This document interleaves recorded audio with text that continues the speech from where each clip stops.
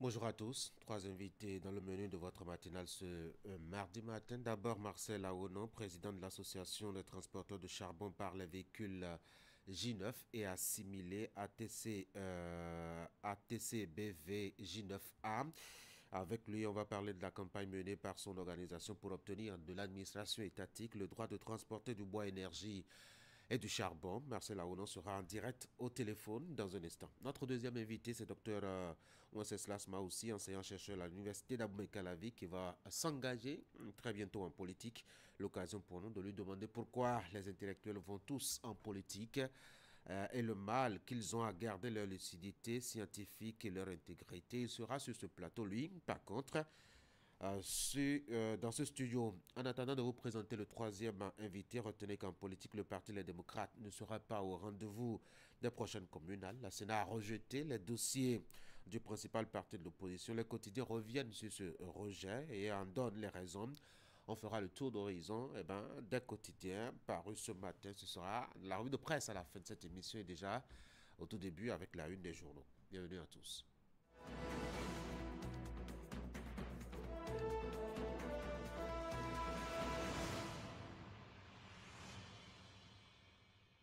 Voici donc Fraternité pour ouvrir la une des journaux ce matin. On propose donc l'actualité électorale, élection communale de 2026. Mouel Béné et les démocrates hors jeu.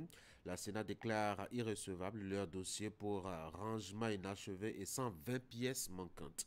Présidentielle de 2026, Mariam Chabitalata à la Cour constitutionnelle pour sa visite médicale. École primaire publique ou privée, les raisons de choix parental. Et puis, Josenam Kodjovi, juriste sur le harcèlement sexuel en milieu scolaire, il est temps que la honte change de camp. Voici l'informateur politique national, accord LDBR, la vérité. Et puis, in memoriam, père André Quenom, 11 ans déjà, le souvenir reste vif. La boussole communale de 2026, les démocrates de nouveau exclus, jusqu'où tombera encore le principal parti de l'opposition.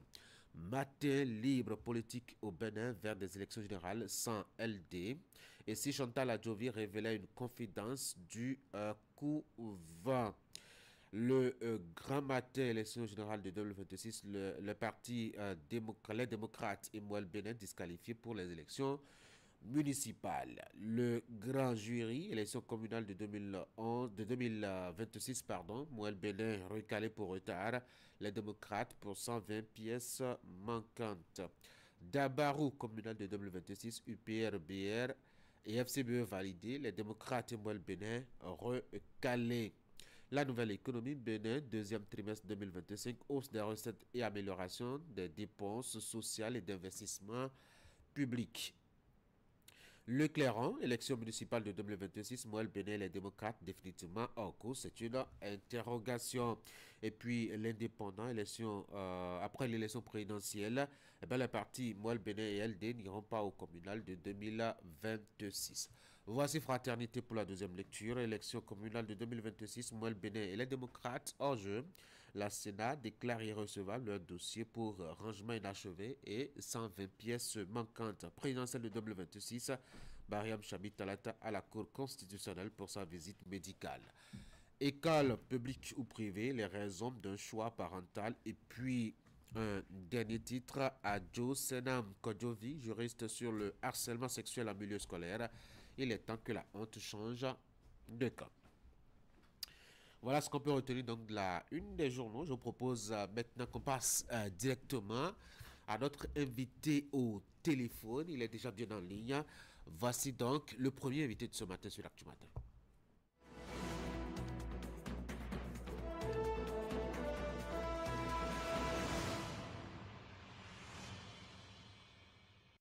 Comme je l'ai annoncé, donc, on aura sur ce plateau trois invités, mais on va commencer déjà par le tout premier, qui est déjà au téléphone. Il s'agit de Monsieur Marcel Aonon, président de l'association des transporteurs de charbon par les véhicules J9 et assimilés ATC BV J9A. Monsieur Aonon, bonjour. Oui, bonjour, monsieur Tanguy. Merci beaucoup d'avoir décroché à mon appel ce matin. L'arrêté qui fixe les modalités de conditionnement et de transport du charbon et du bois énergie avait oublié de citer parmi les moyens de transport les véhicules appelés J9. Vous avez promis mener les démarches dans ce sens. Où en êtes-vous justement par rapport à ces initiatives-là? Oui, monsieur Tanguy, comme vous l'avez dit, et en voulant parler, je dois remercier quelqu'un. Permettez-moi de remercier le président Talon. Oui, C'est grâce à lui que nous avons pu obtenir notre résultat d'aujourd'hui. Sans oublier ces ministres, surtout le ministre de cadre de vie et celui des Finances. C'est grâce à eux que nous avons eu un résultat satisfaisant. Parlons de l'arrêté. Depuis 2009, il y avait un arrêté qui avait pris certains véhicules en compte, comme l'a dit, les 404 bâchés, les camions Kingston et oui, Titan. c'est ça. Mais depuis 2009, précisément le 29 juillet 2009, il y avait les véhicules J9 qui ont commencé par aussi faire le transport des charbons. Oui, Mais à un moment donné, comme on n'était pas enregistré dans l'arrêté, et ça a été suspendu précisément le, le 2 août 2023. c'est ça.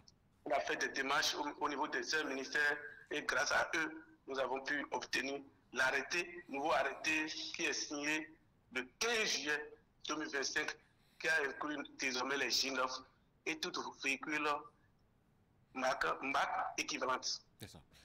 Est-ce que les activités donc ont normalement repris avec les J9 qui transportent désormais le charbon et le bois énergie? Je m'en vais vous dire que les activités ont repris, mais pour le moment, sa mise en place sur la plateforme de trésor public n'est pas encore effective. Mais aujourd'hui, on a commencé l'autorisation pour le contrôle des véhicules, c'est-à-dire la conformité des véhicules qui peuvent charger charbon pour aller vendre ailleurs. Une dernière réunion a désormais acté que les J9 devront aussi faire le transport. Alors, quelle est l'étape suivante, monsieur le président? L'étape suivante, c'est d'inviter mes transporteurs, mes membres, d'aller dans les directions départementales.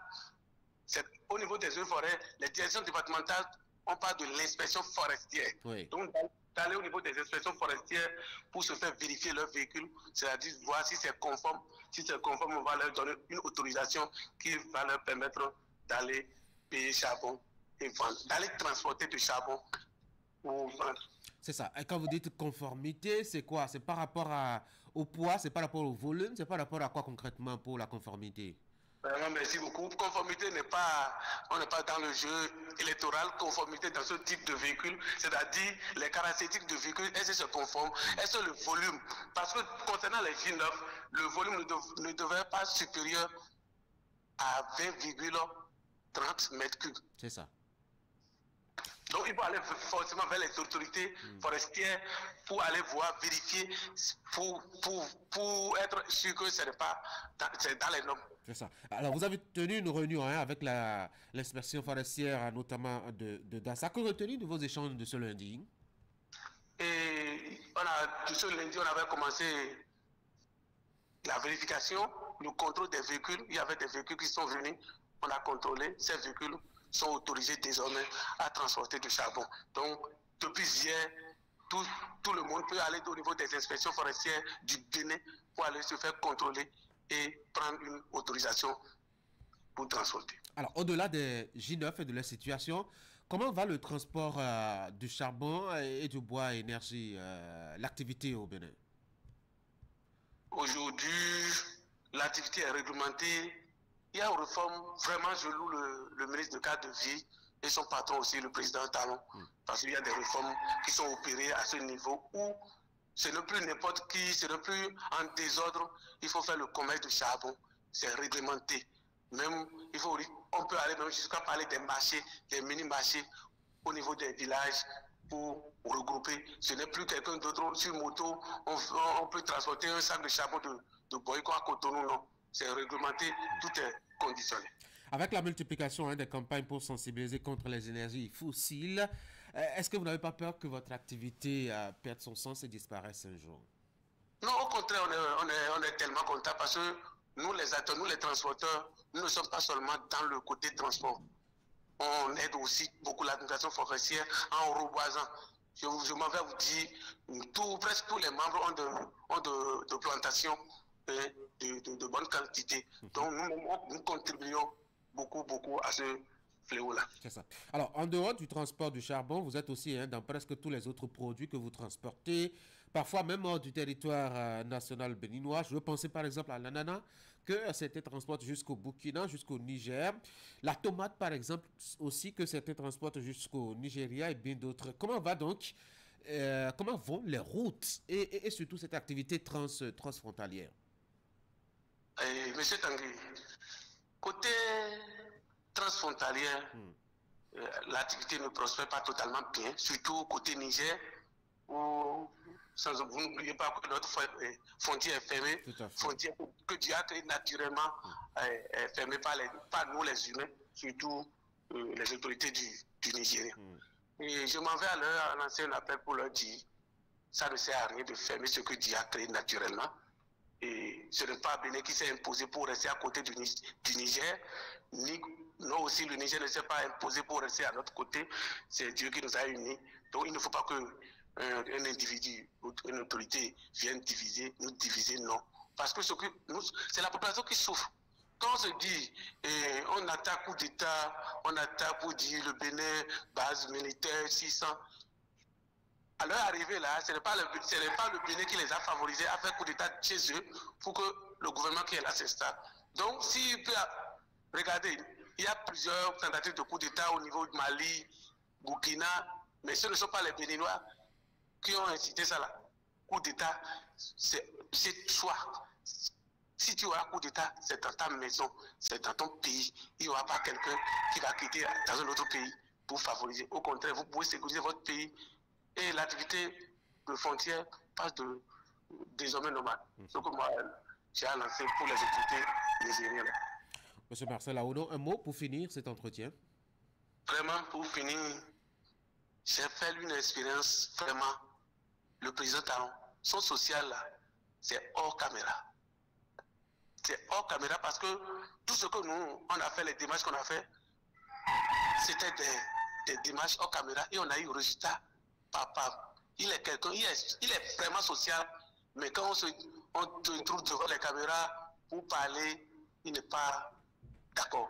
Mais je le félicite, je le remercie beaucoup pour dire que nous sommes reconnaissants et nous lui promettons de rester fidèles au Bénin. Marcel Aoudon, président de l'association des transporteurs de charbon par les véhicules J9 et assimilés ATC. BV, J9A, merci beaucoup d'avoir été en ligne sur Actu Matin ce matin. Merci, très bonne journée. Merci. Mesdames et messieurs, on va retrouver le normal des rubriques sur Actu Matin. Je vais vous présenter donc le bulletin de l'information avec Florence Boussa. Florence, bonjour. Bonjour à vous, Tanguy. Bonjour à tous. Langage de vérité entre les transporteurs du corridor Abidjan-Lagos dans une séance tenue à Cotonou ce week-end. Les tracasseries n'en finissent pas, ont-ils confié à la Confédération des syndicats des conducteurs routiers de l'Afrique de l'Ouest qui a créé le cadre de discussion. La CS-CRAO s'engage à remonter les plaintes au plus haut niveau des États par la CEDEAO. Et puis le nouveau fonds d'investissement des communes en discussion à Boycon, c'est la session annuelle du cadre de concertation entre l'Association nationale des communes du Bénin et les associations départementales de communes. Les travaux vont permettre l'élaboration d'une feuille de route pouvant aider la ANCB dans la conduite d'un plaidoyer pour le développement des communes. Voici le bulletin.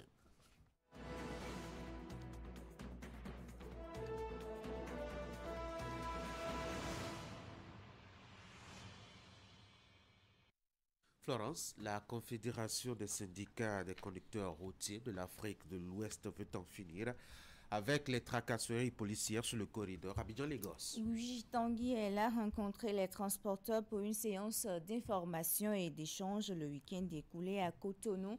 Avec cet objectif, les discussions ont porté les souffrances des acteurs du transport sur le corridor. La rencontre participe également à la stratégie de relance du mécanisme régional de suivi pour la libre circulation des personnes et des biens. Reportage. Cette réunion de la Confédération des syndicats des conducteurs routiers de l'Afrique de l'Ouest, CESCAO, est un préalable décisif à la dynamique du mécanisme régional de suivi pour la libre circulation des véhicules inter-États des personnes et des biens au Bénin. Depuis quelques années, notre sous-région a connu des défis qui ont ralenti la dynamique d'intégration et entravé la fluidité du transport inter-État.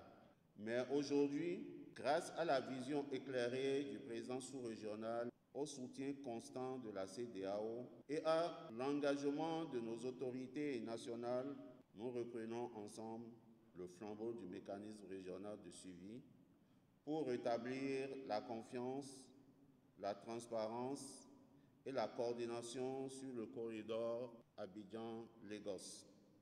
En prélude à la présente réunion, il s'est tenu les 6 et 7 novembre dernier une rencontre à Lomé où tous les acteurs ont approuvé la relance du mécanisme porté par le Bénin.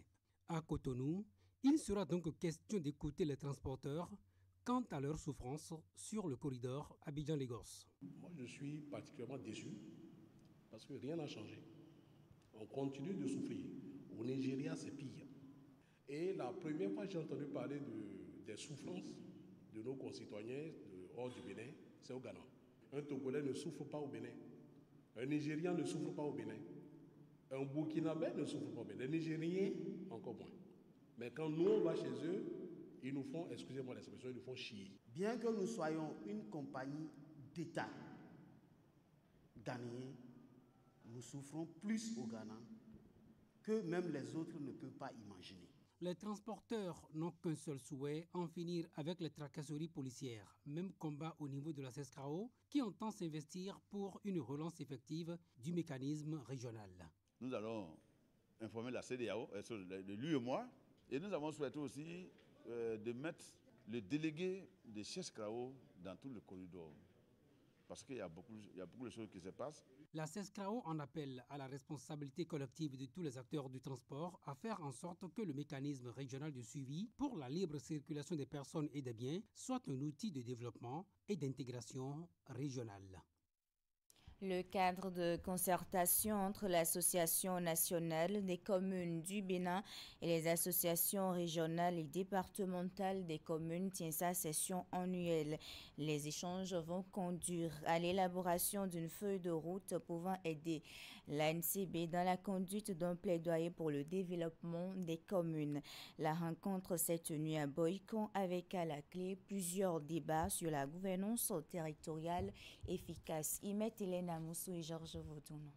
La rencontre a une périodicité annuelle. Elle est l'occasion pour les participants d'échanger autour des difficultés auxquelles sont confrontées les communes en vue d'identifier les sujets de plaidoyer à engager pour contribuer efficacement au développement des villes. Le cadre de concertation ANCB et les associations régionales et départementales cette année se tient au lendemain des dernières réformes dans les secteurs associatifs et de la décentralisation, notamment l'instauration du fonds d'investissement des communes et la mise en conformité des associations à la nouvelle loi numéro 2025-19 du 22 juillet 2025. Même si le bureau de l'ANCB est à pied d'œuvre pour rechercher des solutions appropriées à travers le dialogue politique en vue d'améliorer la gestion budgétaire et comptable des communes, ce qui est attendu de nous pendant ces 2 jours d'échange, c'est de relire et d'apprécier les différentes notes de plaidoyer au regard de l'environnement actuel de la décentralisation, d'apporter nos avis critiques et constructifs et de partager avec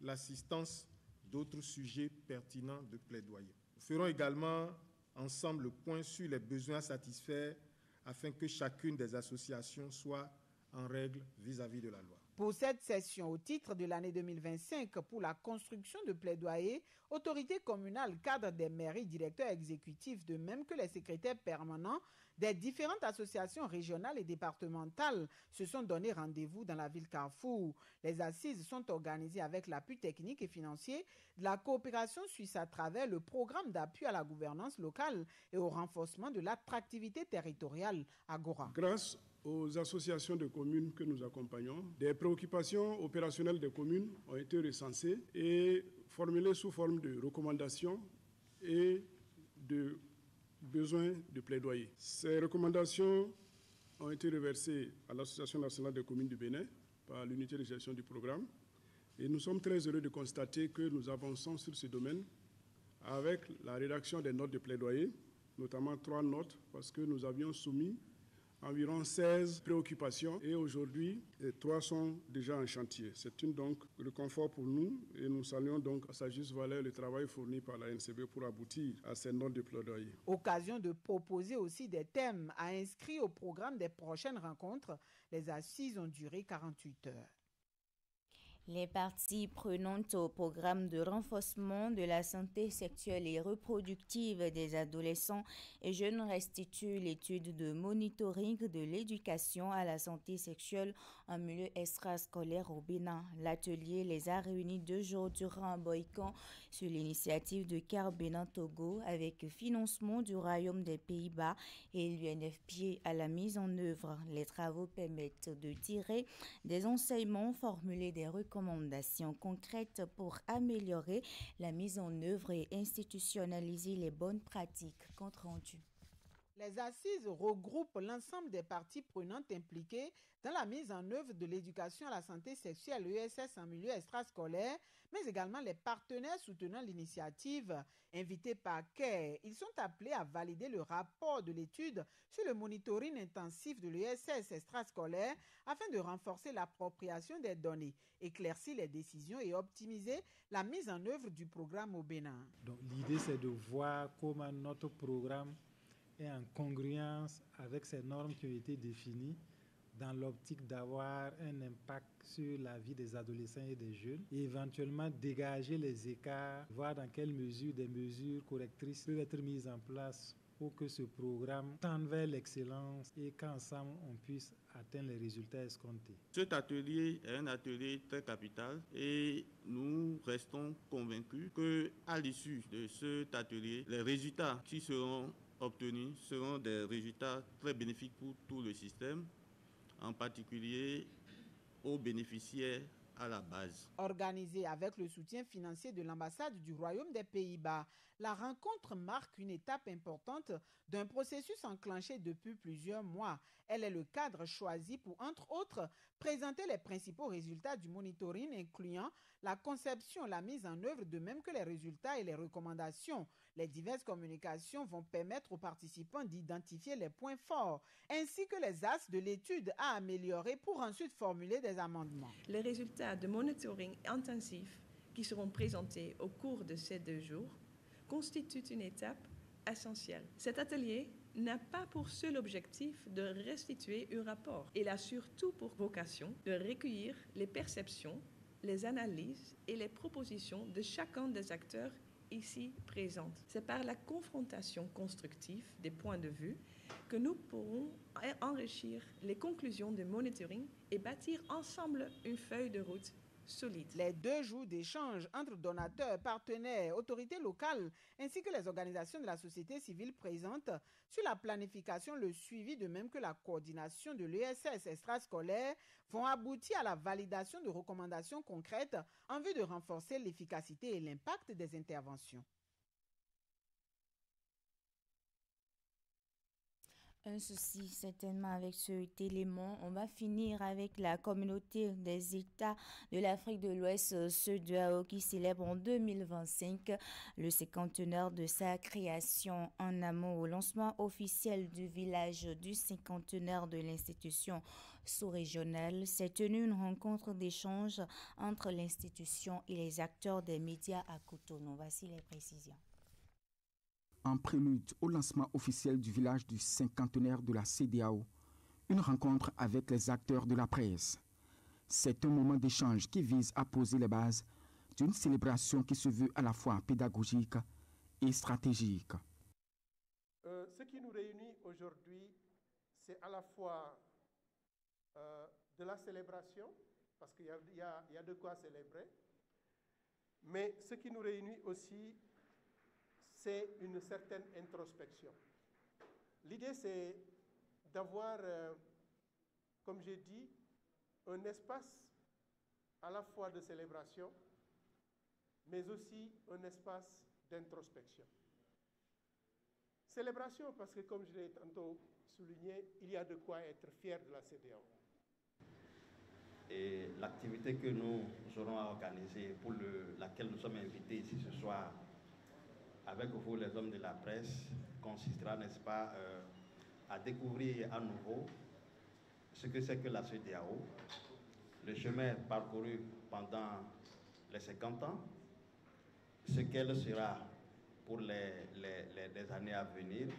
Du 12 au 14 novembre, au Palais des Congrès de Cotonou, le village du cinquantenaire de la CEDEAO s'ouvrira au public. Au menu, des conférences débats et une foire artisanale qui mettra en lumière les réalisations culturelles et économiques des pays membres. Et pour titiller les papilles, une grande foire culinaire célébrera la richesse gastronomique ouest-africaine dans toute sa diversité. Alors, dans cette célébration, bien sûr, il y a des aspects officiels, il y a bien sûr des aspects qu'on peut appeler festifs. La cérémonie d'ouverture, par exemple, rassemblera les autorités de la République et bien sûr des invités de marque qui viendront nous témoigner de leur soutien au processus d'intégration. 3 jours durant, le Bénin deviendra la vitrine de cette intégration sous-régionale qui cherche à convaincre et séduire davantage. Tanguy, c'est la fin du bulletin d'information. Florence, merci pour le service de ce matin. Très bonne journée. Bonne journée. Mesdames et messieurs, dans la suite des programmes de Canal 3 Bénin, vous avez notamment des rendez-vous d'information et le journal télévisé sur votre chaîne de télévision, notamment à 13h, 19h30 et à 22h30. Ce sont les rendez-vous mettons de grandes éditions. À 11h et à 16h, ce sont les éditions intermédiaires, des rendez-vous qui vous permettent donc de faire le tour d'horizon de l'actualité, en tout cas par le biais des micros et des caméras de la chaîne La Meilleure à Cotonou, quand vous venez au Bénin pour vous informer. Allez, voici mon deuxième invité ce matin.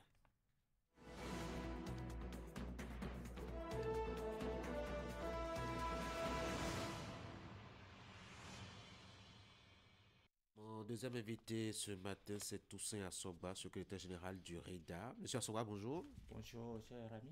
Bienvenue sur l'Actu Matin. Merci. Le REDA, c'est le réseau Élite et Développement en Afrique, une think tank qui se propose de mobiliser les énergies intellectuelles et d'expertise autour de 4 axes majeurs de discussion et de réflexion: éducation, emploi, agriculture et énergie. Merci d'être sur mon plateau ce matin pour partager avec nous vos activités, ce que vous apportez notamment à la République et à son bon fonctionnement. Alors, des think tanks, on en enregistre presque au quotidien, surtout en Afrique dernièrement.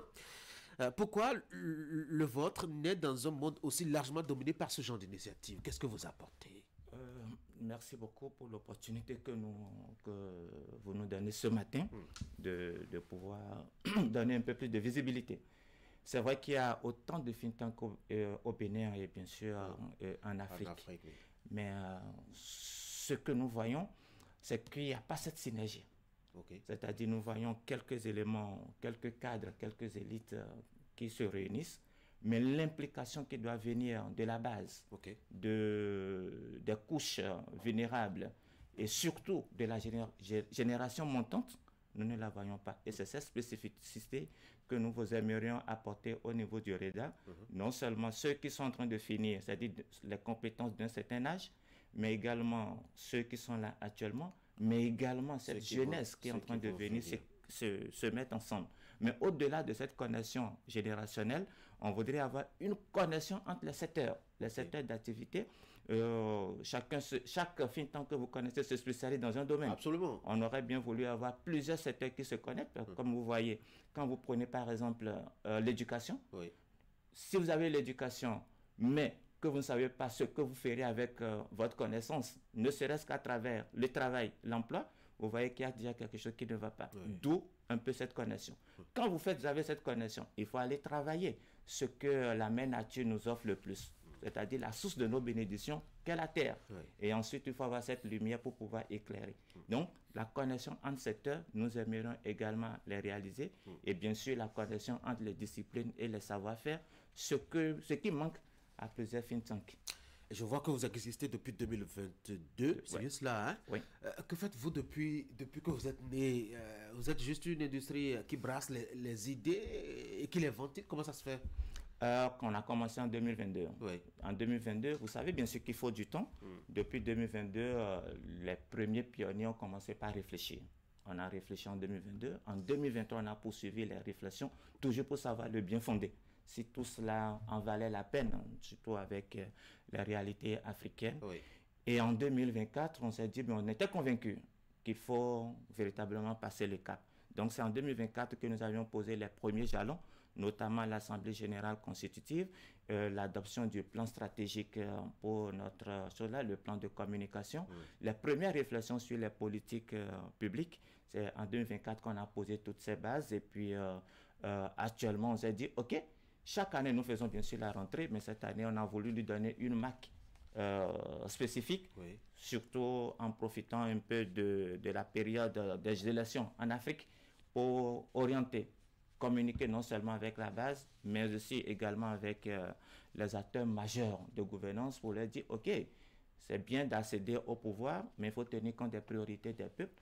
Et bien sûr, à l'endroit des peuples, c'est bien de choisir des dirigeants, mais essayer d'imposer également ce qui vous est cher. Est-ce qu'un peuple, notamment pas suffisamment éduqué et n'étant pas au parfum des moyens à sa disposition, en tout cas dans un contexte démocratique, peut vraiment mettre la pression sur ses dirigeants pour avoir les résultats? C'est aussi l'enjeu. Vous savez, comme vous l'avez si bien dit, un peuple qui n'est pas bien éduqué, il va végéter dans la dépendance, il va vraiment végéter dans l'ignorance. Voilà pourquoi le REDA insiste sur cet aspect. C'est la base. Comment il faut faire pour que le peuple, ou surtout la génération montante, nos enfants, puissent être vraiment éduqués tant au niveau de l'esprit, au niveau du cœur et au niveau des mains, c'est-à-dire être un homme complet. Et lorsque vous avez qu'on appelle l'éducation qu'il faut, vous êtes à cette étape, qu'est-ce qu'il faut? Vous devenez créateur, vous devenez libre et vous devenez responsable. Lorsque ces trois éléments, vous les incarnez, il est très facile d'agir pour votre bien, le bien de votre famille et de votre communauté. Donc nous irons là. Peut-être qu'aujourd'hui c'est un peu difficile, mais pas à pas, dans 50 ans, dans 100 ans, on va y aller. Vous faites très bien de commencer à parler d'éducation. Vous savez, il y a tellement de leaders africains pour célébrer la valeur et l'importance de l'éducation, notamment pour la construction des nations. Je ne veux pas penser à l'ancien dirigeant sud-africain qui a parlé assez savamment et de façon précise de l'importance de l'école. Pourtant, l'école en Afrique, Monsieur Assamba, est le parent pauvre des politiques publiques. Comment vous comprenez ce paradoxe? Vous savez, c'est comment le paradigme politique est positionné en Afrique. Je dis, ce n'est même pas la politique qui est notre problème. Parce que la politique définie comme l'art de gérer la cité, tout le monde, tous les hommes la pratiquent. Déjà chez soi-même, dans sa famille, déjà, ainsi de suite. Donc tout le monde fait la politique. Mais l'élément clé qui nous empêche, c'est d'abord l'accès au pouvoir. Et donc, quand nous sommes imbus, nous sommes animés par ce désir d'accéder au pouvoir, mais en étant au pouvoir de ne pas nous mettre au service de la communauté, c'est-à-dire le service des intéressés qui permettrait à ce que, OK, les autres aussi puissent également évoluer. Qu'est-ce qu'il faut faire? Il faut les maintenir un peu dans l'obscurité pour qu'ils ne soient pas éclairés. Parce que s'ils ne sont pas éclairés, vous l'avez dit si bien tout à l'heure, vous ne pouvez pas exiger. Vous voyez un peu? Donc c'est un constat bien sûr amer que nous avons, mais les peuples peuvent faire autrement. Ah oui, comment? Et c'est ce que nous prenons à travers notre appel à compétence. C'est-à-dire que quoi? Au lieu d'avoir les yeux fixés sur les dirigeants qui ne voudraient pas que vous soyez éclairés, mais commençons déjà par nous éclairer entre nous. Tanguy, dis-moi ce que tu sais faire. Jean, dis-moi ce que tu sais faire. Comment tu as appris une telle chose? Si nous le commençons déjà dans nos petits cercles, nous allons évoluer, nous allons quitter un point A pour un point B. Nous aurons des idées qui permettront de dire, mais celui qui est devant nous, qui est l'obstacle, ou bien celui qui ne veut pas qu'on avance là. Voilà comment nous pouvons également faire. Allons tous à la connaissance en nous unissant. Et c'est parce que c'est dans l'unité qu'il y a la force. Si nous restons isolés, nous ne pouvons pas y arriver. Et surtout, ce qui est un facteur, je l'ai dit tout à l'heure, le service. Nous n'aimons pas trop nous servir les uns les autres ensemble sur le continent africain. Il est temps que les cadres, les compétents, nous ne savons pas travailler ensemble. Commence par travailler ensemble. Alors, on est presque à la fin d'un régime. Je voudrais bien avoir votre avis sur la politique éducative de Patrice Talon. Ça fait 10 ans qu'il est là. Comment voyez-vous sa façon de gérer l'école béninoise? C'est une question personnelle ou bien une question Reda? Répondez au titre qu'il vous plaira. Non, dans son ensemble, personnellement comme au sein du Reda, vu le travail que nous avions fait en 2024, parce qu'on est allé chercher ce qui a été fait, surtout au thème des réformes dans ce secteur. Quand vous prenez les réformes qui ont été faites, notamment, on prend juste la CNE, la mise en place de la CNE. Oui. Quand vous voyez le travail de fond qui a été fait, vous verrez qu'au moins un bon diagnostic a été posé. Autrement dit, il y a eu de la recherche. C'est déjà bon. Un pas a été fait en prenant quelques décisions. Oui. Mais le plus important reste à faire. Okay. Le plus important, c'est que les décisions prises ou les réflexions que ces petits creusets mis en place vont pouvoir apporter, que cela soit approprié par la population et que cela soit mis en pratique. Un deuxième élément qui m'intéresse sur les axes sur lesquels vous intervenez, la question de l'emploi. On a l'impression que c'est une fatalité, et même la bête noire, je dois dire, des dirigeants. Ce n'est pas une spécificité africaine ou béninoise, c'est dans l'ensemble du monde, dans des pays du monde entier. C'est une question difficile pour les dirigeants du monde. Comment est-ce qu'on peut s'expliquer qu'on a du mal à trouver du travail aux jeunes alors que le monde tourne? J'ai du mal, et au sein du REDA, nous avions fait également ce constat, parce que la plupart des hommes pensent que l'emploi est une question de revenus ou de statistiques. Qu'est-ce que c'est? Alors que c'est une question de dignité. C'est tout? D'abord, oui, c'est une question de dignité. Parce que si vous n'avez pas d'emploi, vous ne pouvez même pas être respecté. Vous ne pouvez même pas contribuer au bien-être de votre famille, ni d'abord de vous-même, vous ne pouvez même pas être épanoui, vous développer. Oui. Et ensuite, parler maintenant de la communauté et autres, vous ne pouvez pas. Donc, c'est d'abord une question de dignité pour pouvoir lever la tête dans la société. Et donc, l'autre élément, c'est qu'il faudra se dire, l'emploi, ça vient-il de l'autre, mais ça vient de moi. Ça vous amène à vous poser la question de savoir qui suis-je? Qui êtes-vous? Quel est le talent dont nous sommes détenteurs? D'où encore le premier élément d'éducation, savoir vraiment qui vous êtes. Une fois que vous savez qui vous êtes, vous allez vous poser la question de savoir qu'est-ce que je peux apporter à mon prochain. Oui. Quel est le besoin de mon prochain que je peux satisfaire? Toujours la question de service. Quand vous rentrez là-dedans et vous détectez, vous pouvez commencer à petits pas à mettre en place. Mais votre façon de réfléchir, de voir les choses, désengage totalement l'État, alors que l'État a un rôle central à jouer, alors que les responsables politiques, alors que les dirigeants ont un rôle à jouer. Vous mettez tout sur les épaules de l'individu. Même en question d'éducation, vous dites on peut s'auto-éduquer. En question d'emploi encore, vous dites on peut déjà aller chercher quoi faire nous-mêmes. Alors que pourquoi est-ce que nous élisons alors les responsables? Vous savez que nous avions fait l'option de la démocratie. Oui. Et lorsque nous avons fait cette option, et les dirigeants, en tout cas le gouvernement et tout, doivent s'occuper du rôle de réguler. Oui. De réguler nos comportements, nos actions et autres. Donc l'élément central, je le dis, je le répète, ça vient d'abord de nous. Et une fois que nous commençons, l'élément central qui est notre arbitre pourrait dire oui, le chemin que vous prenez, c'est le bon ou ce n'est pas le bon. Mais nous avons tendance toujours, dans ce pays et en Afrique, à nous dire oui, nous attendons tout qu'on appelle du haut. Permettez-moi, Dieu a cessé de nous donner déjà la manne depuis. Ah ben, il n'a pas arrêté de faire tomber la pluie non plus. Non, il n'a pas cessé de faire tomber la pluie, mais pour que cette pluie puisse nourrir nos semences. Si nous ne semons pas, ce serait inutile la pluie. Allez, vous êtes vus hier pour réfléchir un peu sur les 12 derniers mois que vous avez parcourus et projeter un peu l'année qui arrive. Qu'est-ce que vous avez pu retenir et garder à l'esprit au terme de vos échanges d'hier? Hier, c'était d'abord un bon moment de partage. Nous avions eu des autorités qui ont vraiment apprécié le travail que nous faisons et dont nous leur disons sincèrement merci et merci à tous ceux qui ont répondu présents à notre appel. Ouais. Ceci étant, l'élément clé, c'est que nous avions invité les compétences du pays à nous réunir. Nous, on a juste semé, qui viennent arroser et je pense qu'ils vont accepter. Et de l'autre côté, nous avions voulu que ce petit pas soit poursuivi également par les autres. Et cette année, nous avions entrevu, continué nos cafés REDA, nos réflexions, tant avec les cadres et les chercheurs et autres du pays, mais surtout organiser ce que nous appelons les caravanes qui constituent à aller vers la couche totalement en bas et leur faire comprendre la dynamique, leur faire comprendre qu'il y a des éléments clés, de petites choses qu'ils peuvent faire pour ne pas trop dépendre des gouvernants et ne pas être toujours dans l'ignorance. Tout ça, oui. Merci beaucoup d'être venu sur Actu Matin. Je rappelle, vous êtes secrétaire général du REDA. Le REDA, c'est le Réseau Élite et Développement en Afrique. Une think tank qui se propose de mobiliser connaissances, énergie intellectuelle et expertise autour de 4 axes d'enjeux majeurs: l'éducation, l'emploi, l'agriculture et l'énergie.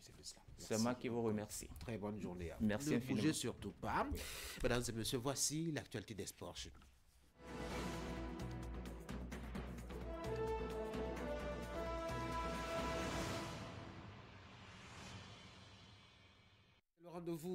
C'est le rendez-vous des sports sur Actu Matin. On commence ce matin par l'actualité de la trêve internationale de ce mois de novembre 2025. Candide, bonjour. En prélude à la fenêtre FIFA, la sélection nationale a entamé son regroupement ce lundi. Les Guépards du Bénin sont entrés en stage ce lundi dans le cadre de la fenêtre internationale de ce mois de novembre 2025 où le Bénin va affronter mardi prochain l'équipe du Burkina Faso à Rabat au Maroc. Un stage qui plonge le processus de préparation de la prochaine Coupe d'Afrique des Nations au sein de la tanière des Guépards du Bénin. Le regroupement a démarré hier avec la première vague de joueurs qui ont déjà foulé le sol béninois et de ceux qui évoluent au plan local. Il s'agit de 3 gardiens, bien entendu Sartune Alagwe, Marcel Dandinou et Mariano Chinongwe-Vi. Au poste de défenseurs, ceux qui sont déjà là sont entre autres Rabiou Sandkamao, Mohamed Tijani, Jordan Lawson, le jeune qui évolue dans un collège aux États-Unis, Tamimou Woro, Rodrigue Fassinou et puis Rachid Moumini. Au milieu de terrain, on a Samadou Atidjikou, Gislain Oudo, Ibrahim Salifou, l'un des 4 nouveaux convoqués, et puis Imouram Hassan. Et puis on attaque Felipe Santos et Adam Akime, l'un des 2 nouveaux attaquants convoqués. Les 2 nouveaux attaquants convoqués sont déjà là. Rachidou Razak est aussi là. Et puis Jordel Dossou. Tous ces joueurs ont participé à la première séance d'entraînement, la première de ce stage, il y a de cela un peu moins de 24 heures au stade de l'Amitié de Cotonou. Une séance meublée d'ateliers techniques et physiques sous la supervision de Ekeno Trolley au groupe qui va être complété dans les toutes prochaines heures. Ils étaient au total 17 joueurs à pris part à cette séance. Allez, on va parler des plus jeunes.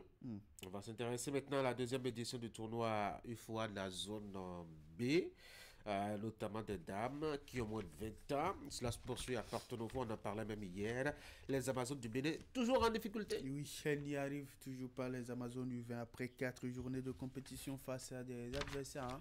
Il faut le rappeler, de l'élite ouest africaine. En 3 différentes sorties, les filles du duo technique Abdoulaye Ouzerou, Adamadi Katou enregistrent autant de revers face aux Black Princess du Ghana. Elles s'étaient inclinées à leur entrée en compétition sur un score de 2-0. Même scénario au match retour qui s'est déroulé hier lundi sur l'installation du stade Omnisport d'Adjoum à Porto Novo. Il faut dire qu'au-delà de ces 2 différentes confrontations, les Amazones du 20 s'étaient inclinées sur un score de 3-0 devant les Super Falconets du Nigeria. 3 défaites en 3 différentes sorties sur les 4 prévues pour la sélection junior dames du Bénin. Des revers qui positionnent les Amazones au bas du classement. On va écouter ici l'adjointe de la sélection nationale U20. Nous sommes là pour apprendre. Cette équipe, on l'a déjà croisée une fois et je pense qu'on a retenu l'essentiel pour les affronter. C'est juste la détermination et l'envie de dire aux filles, non, c'est les mêmes dames que vous, donc il n'y a rien de spécial. Donnez-vous à fond, vous n'avez plus rien à perdre. Donc c'est ce qui a montré leur détermination sur ce match. Depuis qu'on a commencé cette compétition, c'est vrai qu'on avait perdu d'autres matchs auparavant, mais sincèrement pour ce match, on pouvait jouer un match, on pouvait faire un match nul. On l'a perdu et là, franchement, ça m'a fait mal. Mais affronter les grandes nations, il y a une grande différence.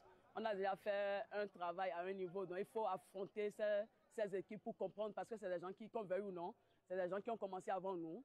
Et on essaie, moi je préfère rencontrer ces gens d'équipes que de rester encore avec les équipes qui se cherchent aussi sur le plan international. Donc, je le dis souvent, on ne va pas s'arrêter là, on va continuer à travailler. On a appris tellement de leçons qu'on va essayer de reprendre avec les filles, voir là où ça n'a pas marché.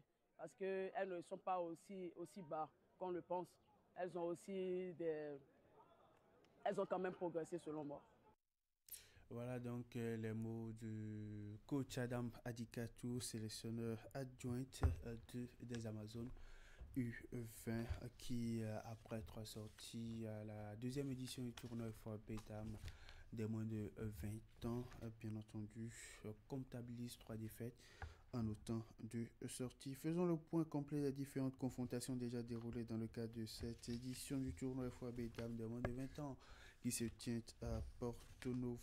Victoire 2-0 du Ghana devant le Bénin en ouverture de la compétition. Victoire à son entrée en lice pour le Nigeria, 3-1 face à l'équipe du Ghana. Le Nigeria qui a ensuite enchaîné avec une victoire 3-0 face au Bénin. Puis le Ghana qui s'est imposé hier par un score de 2-0 à l'équipe du Bénin. Après ces différentes confrontations, il faut dire que le classement reste dominé par les Super Falcons du Nigeria avec 6 points au compteur, un goal différentiel de plus 5, suivi des Black Princess du Ghana avec 6 points mais un goal différentiel de plus 2, et puis le Bénin garde la lanterne rouge après 3 différentes sorties. Ce mardi, on va assister à une seule rencontre dans la suite de la compétition, une compétition qui se déroule selon un format linéaire entre les 3 pays participants, à savoir le Bénin, le Ghana et puis le Nigeria. Donc au cours de cette journée de compétition, on va assister à une seule confrontation à partir de 10h. Les Super Falcons du Nigeria seront face à leurs homologues Black Princess du Ghana. Il faut dire qu'au match aller, c'était les Super Falcons qui se sont imposés par un score de 3-1 au Black Princess du Ghana. Et puis hier, après la victoire face au Bénin, la sélectionneur de cette équipe du Ghana voyait déjà un match qui sera très très difficile à dérouler ce mardi face à l'équipe du Nigeria. Le coup d'envoi est à partir de 10h sur les installations du stade Omnisport à Adio. On va continuer à parler des femmes, oui, mais cette fois-ci des grandes sœurs. La deuxième journée de la Ligue africaine des champions féminines, édition 2025, va s'ouvrir aujourd'hui même. 2 rencontres à suivre dans le cadre de cette deuxième journée de la Ligue africaine des champions féminines 2025 qui se tient depuis quelques jours en terre égyptienne. Le groupe A ouvre le bal du match des tours. Il faut dire qu'à partir de 16h, l'équipe de l'USFAS de Bamako sera face à celle de l'ASFA du Maroc qui a son entrée en compétition a fait un nul de score vierge face à l'équipe du FC Massa récent, il faut dire, sinon médaille de bronze de la précédente édition. Le FC Massa qui sera à partir de 19h face à l'équipe de 15 de Agosto des internationales béninoises Diane Ogun et Sourakat Alassane, les 2 gardiens de but de l'équipe béninoise. Allez, Tanguy, nous sommes mardi. Ce matin, le document de la semaine s'intéresse à un sport de main collectif, le handball. Pour être plus précis, on est désormais de plus en plus témoin d'un travail rigoureux qui est en train d'être fait au sein de la Fédération béninoise de handball depuis des années pour le rayonnement de cette discipline au plan national, car à l'international, les projets de formation, les projets de structuration, les projets de formation de la relève et surtout des projets qui feront du Bénin dans les années à venir une grande nation de handball mondial. Ce mardi, nous proposons à nos téléspectateurs un magazine sur le rayonnement du handball béninois ces dernières années, sans oublier justement les défis.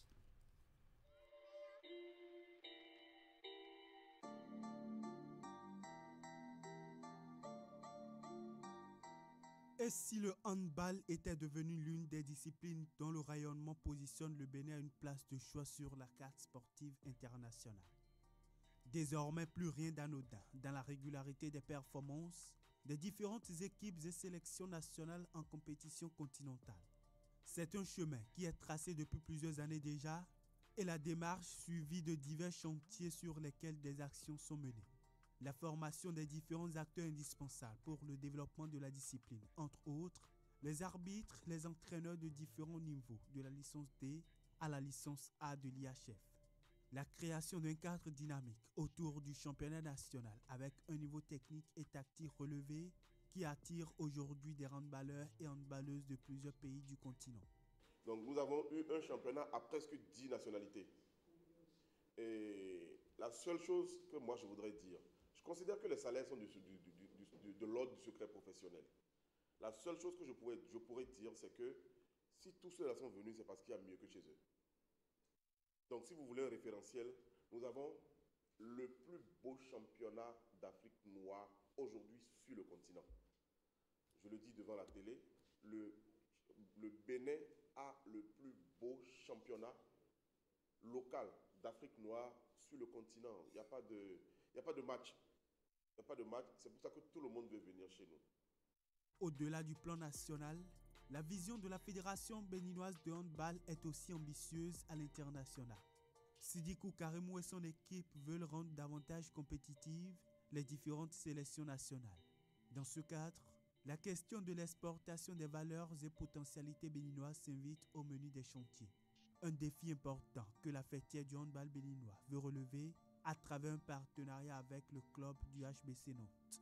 Un partenariat qui accouche d'une académie de handball de jeunes à Cotonou. L'académie de hand avec Nantes est une belle histoire qui a commencé depuis plusieurs années avec le club professionnel du Nantes HBC qui est un partenaire et sur lequel nous avons décidé de travailler sur la durée, travailler sur la formation, travailler sur la structuration et la professionnalisation du métier de handballeur parce qu'il faut que ça devienne un métier. Et pour réussir ce genre de choses, il vaut mieux partir avec des gens qui savent déjà le faire. Aujourd'hui, Nantes, le club dans la ville de Nantes en France, a déjà toutes ces structures et donc il s'agit pour elle de nous amener cette structuration et de nous permettre de préparer nos athlètes pour le haut niveau. Donc les objectifs sont clairs, préparer les tout jeunes à devenir de grands champions. L'Académie du HBC Nantes au Bénin, la première structure de ce type en Afrique subsaharienne, fera sa rentrée officielle dans les tout prochains mois. Mais avant, le processus est déjà lancé avec le diagnostic de l'entraîneur de l'académie déjà sur place. Une académie de formation d'excellence qui vise à garantir l'intégration et la réussite des jeunes talents béninois grâce au modèle de formation du HBC Nantes. Un projet historique et plein de promesses pour l'avenir du handball béninois.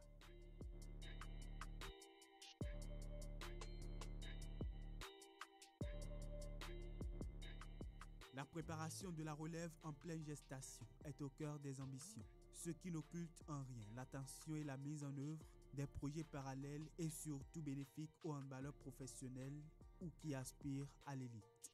Les gens sont salariés, ils sont assurés, ils sont logés. Suivant le niveau. Donc oui, des salariés existent. Nous pensons que le cursus normal n'est pas « je suis joueur, j'ai joué, je deviens encadreur ou je deviens entraîneur ». Ce n'est pas systématique. Il faut savoir faire aussi quelque chose d'autre. Et nous travaillons à cela. Cette semaine encore, on a eu au niveau du comité exécutif des réunions parce qu'il y a des projets qui vont être déployés, justement pour permettre aux joueurs de préparer leur après-carrière. Le handball béninois est dans sa phase active de rayonnement national et continental grâce à l'appui du ministère des Sports et des instances fêtières internationales. La Fédération béninoise du handball est déterminée à l'idée de travailler à l'augmentation du nombre de handballeurs licenciés et à faire jouer du handball dans toutes les communes du pays. Au même moment, les projets de promotion se succèdent grâce à la vision éclairée de l'actuel comité exécutif. Le maire de Ouidah a décidé de faire de sa ville l'une des plus belles villes sportives de plage. Et donc, nous sommes en route pour finaliser un contrat de partenariat avec la ville de Ouidah pour faire de Ouidah la capitale du beach handball africain. Le programme est ambitieux, nous ne voulons pas nous contenter du Grand Nokoué, nous ne voulons pas nous contenter du Bénin, nous ne voulons même pas nous contenter de l'Afrique, nous voulons faire de Ouidah la plus belle du beach handball dans le monde. Le maire est décidé, nous sommes décidés. Je suis presque sûr que nous allons emballer le ministre des Sports parce qu'on a déjà eu des sujets autour de points comme ça. Donc pour le beach handball, WIDA, c'est acté. De nombreux projets à mettre en œuvre, certains déjà en cours et d'autres à venir. De nombreux défis majeurs à relever au sein de la Fédération béninoise de handball pour davantage relever la discipline. Des avancées notables enregistrées, mais il reste encore du chemin à faire. L'équipe dirigeante en place a sa stratégie pour ce travail rigoureux qui caractérise le rayonnement du handball béninois au plan national et international. La partition des anciens de la maison n'est pas de trop. Nous sommes à leur écoute. Quand ils nous interpellent, nous y allons, nous écoutons. Quand nous pensons que nous avons besoin de conseils, nous remontons à eux et nous demandons. Donc, c'est presque un comité de sages. Et je pense que c'est l'une des chances que nous avons au niveau du handball. Ce qui fait que, vous avez vu, nous avons réussi à garder l'héritage que ces anciens nous ont laissé. Au niveau de la Fédération béninoise de handball, nous finissons toujours par aller aux élections avec une liste de consensus. Parce qu'on ne veut pas se tirer dans les pattes. On ne veut pas avoir un camp A contre un camp B. À la fin de la journée, on veut avoir un seul camp pour le développement du handball. Ça ne parle donc que d'une seule voix au sein de la famille du handball béninois, le développement. Et ensemble, main dans la main, ils propulsent tout doucement et de la manière la plus sûre la discipline au sommet de l'arène du sport béninois.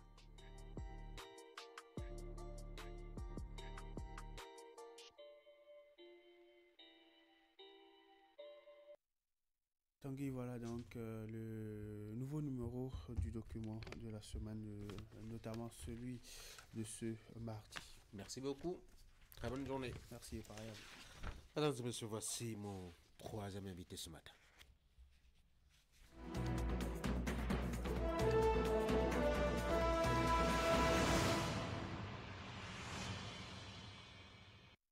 Dans ce studio avec Dr Wenceslas Maussi, chercheur à l'université d'Abomey-Calavi, qui annonce une entrée officielle en politique. Dr Maussi, bonjour. Bonjour. Bienvenue sur l'Actu Matin. C'est moi. Cela n'a pas commencé par vous, et je présume que ça ne va pas s'arrêter avec vous. Pourquoi les scientifiques et autres chercheurs se sentent-ils, en tout cas, dans le besoin d'aller faire un tour en politique? Chacun ne peut-il pas rester dans son couloir? Merci Tanguy. D'abord, je voudrais saluer nos téléspectateurs, le peuple béninois. Aujourd'hui, 11 novembre 2025, est un jour mémorable dans le monde entier, mais aussi un jour dans l'histoire du Bénin, mais aussi dans ce que je peux appeler l'histoire de la démocratie. De la démocratie. Voilà. Vous savez, une société, elle est composée de différentes couches sociales, de classes. Et en réalité, les cloisons ne sont pas tenues. Et en réalité, il n'y a même pas de cloison.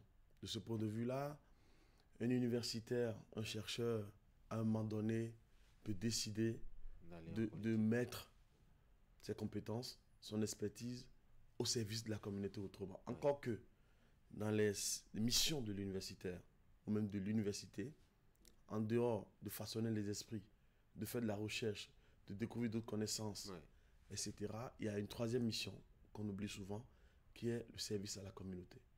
Le service à la communauté par la recherche-action, le service à la communauté par son engagement communautaire, de faire en sorte que les recherches qu'il produit en tant que chercheur sont au service véritablement de la société. Mais c'est surtout sur ce plan qu'on l'attend plutôt que d'aller dans l'arène politique. L'arène politique, vous savez, à un moment donné, Voltaire l'a dit, et quand on parle d'intellectuel ou d'universitaire, vous connaissez bien entendu l'affaire Calas, où Voltaire a dû faire après traiter sur la tolérance.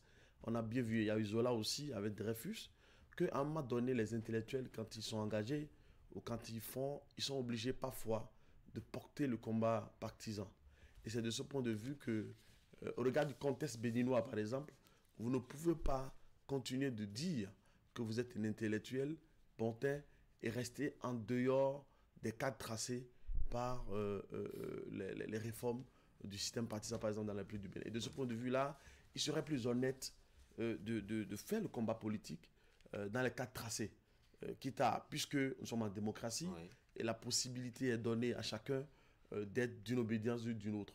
Mais le cadre, il est tracé et comme ça. Et ainsi, Lorsque vous prenez la parole dans la société, on sait, on connaît la ligne que vous défendez, on connaît vos idéaux, puisque les intellectuels aussi, en réalité, ils défendent des causes. Oui. Ça peut être une justice sociale, ça peut être la cause éducative. J'ai vu mon prédécesseur, en tout cas quelqu'un qui est passé avant moi, oui. Il a fait de bons développements. Mais il est dans un cadre citoyen. Et à un moment donné, il faut faire aussi, il faut défendre ces idées-là aussi, dans un cadre politique. Parce qu'un intellectuel en politique, c'est la défense des valeurs.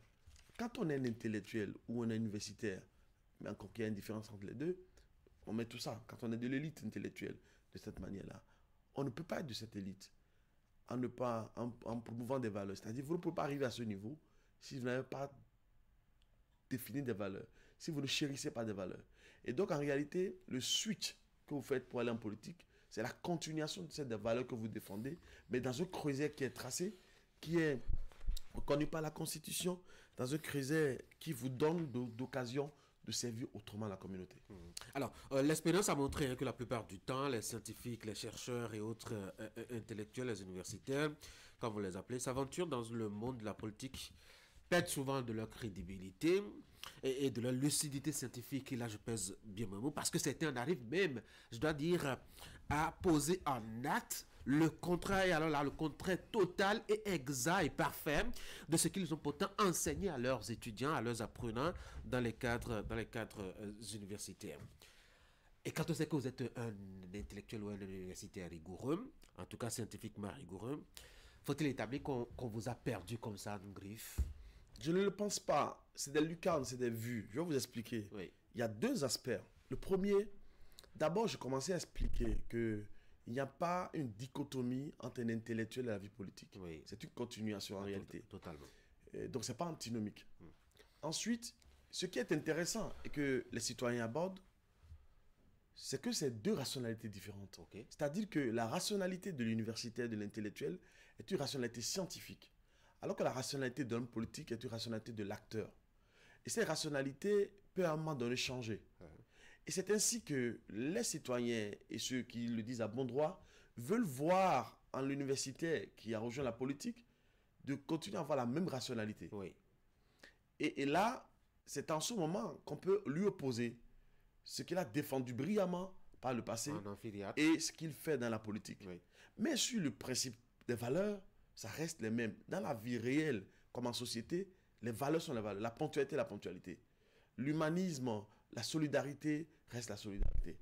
L'honnêteté reste l'honnêteté. Ça, c'est des principes moraux. Non. Mais dans le fait et au-delà de la morale, au-delà, je dois dire, de la norme éthique, etc., il y a quand même que des choix sont dictés par des données qui sont évidentes et qui gouvernent justement la décision, enfin pas la décision, je dois dire l'analyse et l'éducation quand c'est le scientifique. Mais alors, avec ces mêmes données, quand le scientifique se retrouve en politique, il a les mêmes données à disposition, mais il n'a plus le même engouement à appliquer ces mêmes données. C'est pour ça qu'en fait, avant d'aller en politique, ou avant de faire n'importe quel choix, qu'il soit un choix, j'allais dire, d'engagement citoyen, oui, d'engagement politique, il faut se connaître. Okay. Il faut savoir qui vous êtes, de quoi vous êtes fait, quelle est la capacité pour vous de supporter un certain nombre de choses avant de faire le choix. Et de la même manière, il est intéressant, avant de faire un choix en politique, au regard de votre connaissance de soi, oui, d'aller vers une idéologie politique, même si on sait que sous le ciel, il n'y a pas tant d'idéologie. Il n'y a pas d'idéologie. Mais votre idiosyncrasie doit pouvoir épouser des valeurs politiques. Et c'est ce qu'il faut faire. Quand vous ne l'avez pas fait, après vous pouvez être perdu, soit vous allez à gauche, vous allez à droite. Je vais vous donner un exemple banal. Allez-y. Moi, je remercie Dieu, je remercie la République d'abord, et de penser à moi en 2019, c'est que je n'ai pu déposer un dossier pour gérer la gouvernance académique de l'école publique de journalisme. Oui. J'aurais pu à cette occasion-là. C'est que j'aime l'opportunisme, j'aime les facilités, de rentrer en politique. Vous savez pourquoi? En 2020, à la veille des communales, un groupe de jeunes dans ma communauté est allé me voir. Ils sont allés me voir en disant: Monsieur Maoussi, nous avons observé votre profil à la fois intellectuel et votre profil social, des actions impactantes que vous faites dans la communauté. Nous souhaitons que vous puissiez porter nos couleurs aux élections communales. Je leur ai dit: laissez-moi réfléchir. je ne connais pas forcément les enjeux. Mais je suis revenu et j'ai refusé pour 2 raisons. Je ne maîtrisais pas les enjeux, mais la bannière politique avec laquelle il voulait que je puisse me présenter n'est pas de mon idéologie. Et donc, je ne voudrais pas, parce que justement, j'avais une occasion, peut-être en or, j'étais au poste dans la République, je servais la République, à ce poste-là, utiliser cela pour peut-être me faire coopter et j'aurais pu être élu ou non.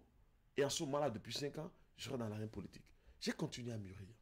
J'ai continué à mûrir et à faire un certain nombre de processus. J'ai rencontré des personnalités, j'ai rencontré des collègues, j'ai rencontré pas mal de gens. J'ai écouté autour de moi, j'ai écouté aussi dans ma famille nucléaire les plus proches avant de prendre la décision finalement d'aller en politique. Et vous allez vers quel parti politique?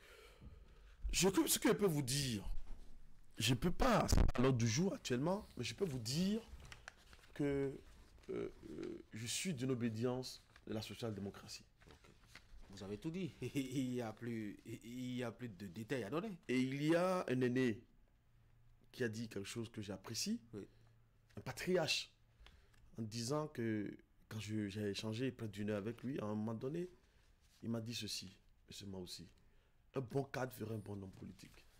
Et il a écrit dans son livre « L'Africain au combat » à la page 199 pour dire que son engagement à lui n'a pas d'autre motivation que d'être proche des paysans. Rappelez-moi le titre. L'Africain au combat. C'est ça. Le patriarche. D'être proche. Oui. D'être proche donc des paysans. Et pour moi, mon engagement reste intact de ce que je faisais déjà depuis 10 ans dans ma communauté, la plus proche, et de ce que je fais aussi dans le Bénin et un peu partout. Donc j'estime que je resterai fidèle à cette valeur de la social-démocratie. Et n'oublions pas, la social-démocratie au Bénin, elle est dans la mouvance comme dans l'opposition. Donc pour le moment, je n'ai pas annoncé déjà le parti politique auquel j'appartiens. Mais le parti ayant clairement signifié cela sur la place publique, c'est bien le parti auquel vous et moi nous pensons. Non, il y a une partie de l'opposition qui a Maya Parti aujourd'hui, qui ne va pas participer aux élections. En tout cas, pour les présidentielles, c'est compliqué. Oui. Pour les législatives aussi. Pour les communales maintenant, on ne sait pas pour les législatives. Oui. Et donc, ce parti aussi fait de la social-démocratie. Deuxième élément qui me fait dire que nous pensons au même parti, justement le livre et l'auteur du livre, qui sont des éléments assez déterminants sur le parti vers lequel vous pourriez vous orienter. Non, pas forcément. Le patriarche, moi, depuis, je le suivais et c'est un monsieur qui est d'une densité intellectuelle et qui a une certaine tempérance dans la vie publique et qui a dit aussi quelque chose qui m'a intéressé. Il m'a dit, monsieur Maoussi, vous voyez, en Côte d'Ivoire et au Sénégal, regardez comment ça se passe dans les assemblées. C'est les intellectuels, les cadres, non pas encore ici au Bénin. Tout le monde au Bénin estime que dans la première législature, c'était vivant. Oui. Il y avait le débat public. Oui. Et ça, c'est les intellectuels qui le font. Donc, de ce point de vue, comment j'ai analysé, je me suis dit qu'il faut contribuer au débat. Encore que dans mes prises de position publique, etc., je contribue toujours au débat. Et donc, si à un moment donné, je fais les formalités qu'il faut et que à partir d'un parti politique, je peux en ce moment-là servir autrement la République, servir ma nation, servir ma communauté. Allez, maintenant, je voudrais vous demander, avant que vous y allez totalement, qu'est-ce que vous voulez concrètement apporter à la vie politique aujourd'hui? Moi, je viens en politique avec mon parcours militant. Oui. Les gens ne le savent pas, j'ai un parcours militant. Ah oui? Un parcours militant à la fois, militantisme associatif laïque, même religieux, confessionnel, militantisme associatif professionnel, militantisme associatif finalement scientifique. Je m'explique. Moi, j'ai été scout, ce que les gens ne savent pas. J'ai fait le mouvement MADEB, mouvement des enfants du Bénin. Et en plus de cela, j'ai été il y a 15 ans, président de l'association des archives documentalistes du Bénin, où j'ai porté la voix, j'ai défendu la question de la conservation de la mémoire et de l'accès au savoir. Ensuite, je fais le parcours, on va dire, de vulgarisation scientifique. Oui. Et donc, tout ça, c'est un bagage que je pourrais mettre au service donc, de la politique. Ce parcours-là, cette expertise-là, et en servant autrement ma nation. Je dois rappeler que vous êtes un spécialiste de la communication. Et puisque je vous ai sur mon plateau, il faut bien que je sois le larron qui saisisse l'occasion. Comment appréciez-vous la dernière sortie médiatique de Patrice Talon en tant que spécialiste de la communication politique? Moi, j'ai écrit une chronique, je crois en 2012 ou en 2014, ni talonnade ni bonification. La sortie du président Talon montre combien de fois, moi qui ai suivi l'actualité ces 2 dernières décennies, comment notre pays a été tenaillé par 2 hommes. Et il a répété le nom de Boni Yayi X fois, je ne vais pas dire nombre de fois. Quand vous faites la résolution théosophique du nombre de fois qu'il a appelé Boni Yayi, ça donne 1. Ça voudra dire simplement que l'un et l'autre, c'est-à-dire Boni Yayi est l'ennemi, enfin, l'opposant numéro 1, qui sape peut-être à son entendement les actions de Talon. Boni Yayi, lui aussi, il estime que ce qu'il voudrait faire pour le peuple qu'il n'a pas pu faire peut-être en 10 ans, c'est Talon qui l'empêche, etc. Donc quand on regarde, je vais vous citer, pour ne pas dire des bêtises, de mémoire, le livre de, comment il s'appelle, le livre de Kwatcheme en 2014. Il a dit ceci, Franck Kwatcheme, le journaliste, il dit le talent d'Achille de Boni Yayi. On est là. Aujourd'hui, pour Boni Yayi, c'est Talon qui est son point faible. Pour Talon aujourd'hui, c'est Yayi Boni qui l'empêche de faire ce type de choses. Et quand on regarde, et j'ai aimé la phrase où M. Talon a dit il faudrait que les deux puissent quitter la scène pour donner la paix, enfin, pour faire en sorte que... Vous y croyez-vous qu'ils peuvent se retirer les deux là, de la scène politique? Même s'ils ne se retirent pas, moi je suis un Derridien, pour Derrida, il faut aller au-delà. Pour moi, il faut aller au-delà de ces 2 hommes-là. Et si tout va bien, je pense que prochainement, on va pouvoir vivre ça. Parce que, vous savez, c'est-à-dire, A, B, B, A, il faut aller au-delà de ce... Si Yayi Talon, Talon Yayi, puisque Yayi avait fait 10 ans, Talon était son opposant, Talon vient, Yayi est sa bête noire, etc. Il faut aller au-delà de ça pour le vivre ensemble dans notre pays. Parce que ça continue de pourrir la vie nationale. Et vous voyez, visiblement, les démocrates ne vont pas participer à 2 élections là. Je ne sais pas pour la 3e élection. Et on est en élection générale. Les démocrates portent une aspiration du peuple. Et en démocratie, même s'ils sont des opposants, on va dire, radicaux, et les autres sont des opposants modérés, il faudrait que, même si c'est parfois pas leur faute, il faudrait que, au-delà de cela, on ait une voix dissonante qui puisse faire la contradiction. Parce que je sais, de l'autre côté de la mouvance, qu'il y a beaucoup de ralliement. Et là, on verra sur le terrain celui qui va gagner. Sinon, ce micmac, ce que j'ai appelé des oppositions binaires de Derrida, qu'il faut transcender, nous pourrions la vie.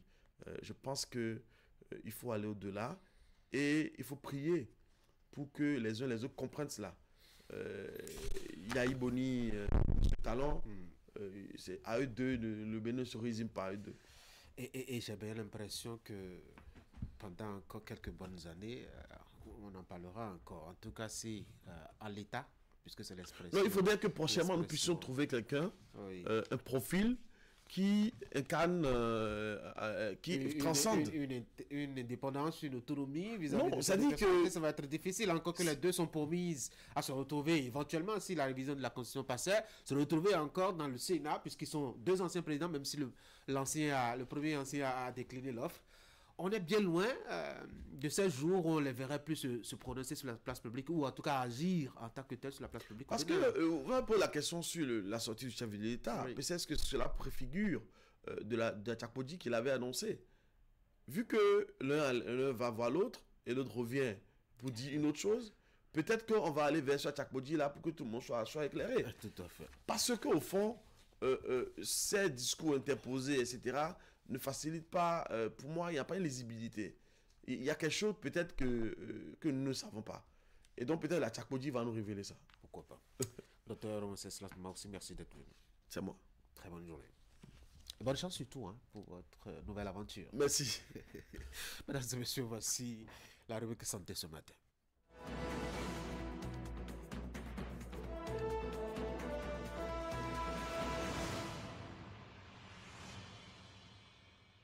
Je vous rappelle que tout à l'heure, on aura le rendez-vous des discussions, notamment avec le riche Gamba et Eric Guédeno.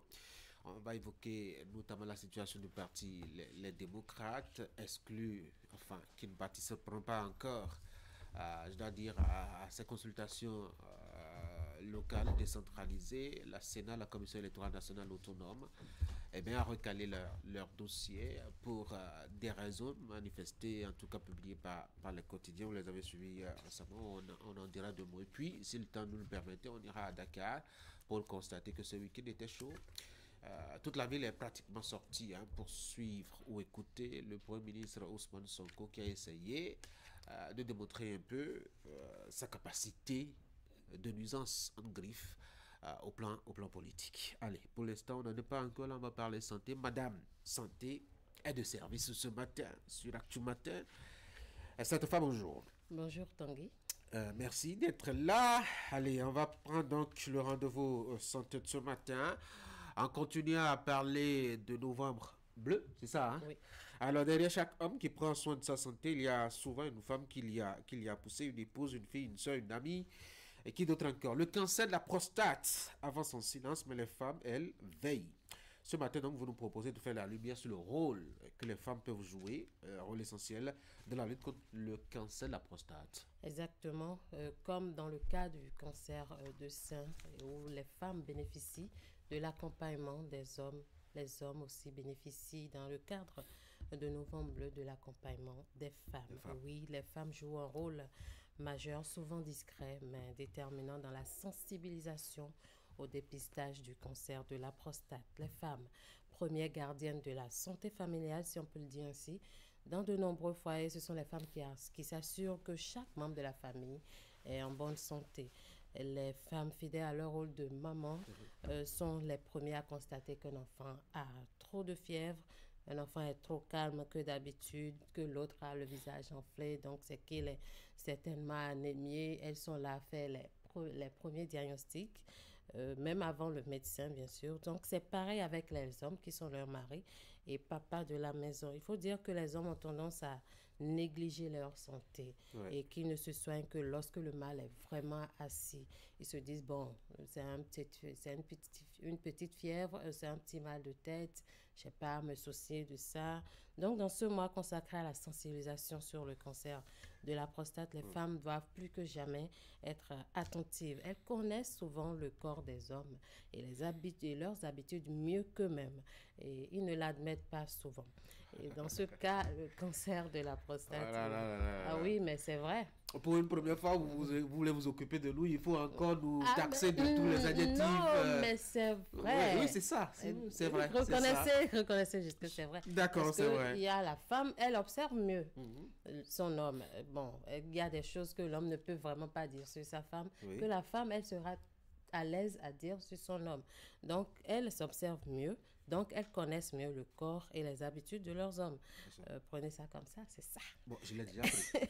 Et dans ce cas, dans le cas du cancer de la prostate, qui est une maladie longtemps silencieuse, cette attention fait toute la différence. Beaucoup d'hommes hésitent à parler de leurs problèmes de santé, surtout quand c'est intime, parce qu'ils craignent la honte, la douleur, surtout lors du dépistage ou simplement le jugement qui va accompagner.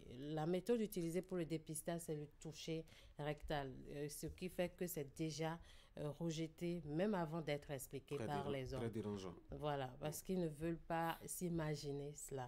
Alors que pour le moment, c'est la seule méthode de dépistage. À part ça, nous avons le test de PSA que d'autres redoutent parce qu'ils ne veulent pas faire face aux résultats. Ils ont peur d'avoir un résultat positif. Découvrir leur état de santé concret. Donc, c'est également ça. Les femmes, elles savent trouver les mots qui rassurent, qui vont amener l'homme à aller se dépister. On va vérifier, on ne sait jamais.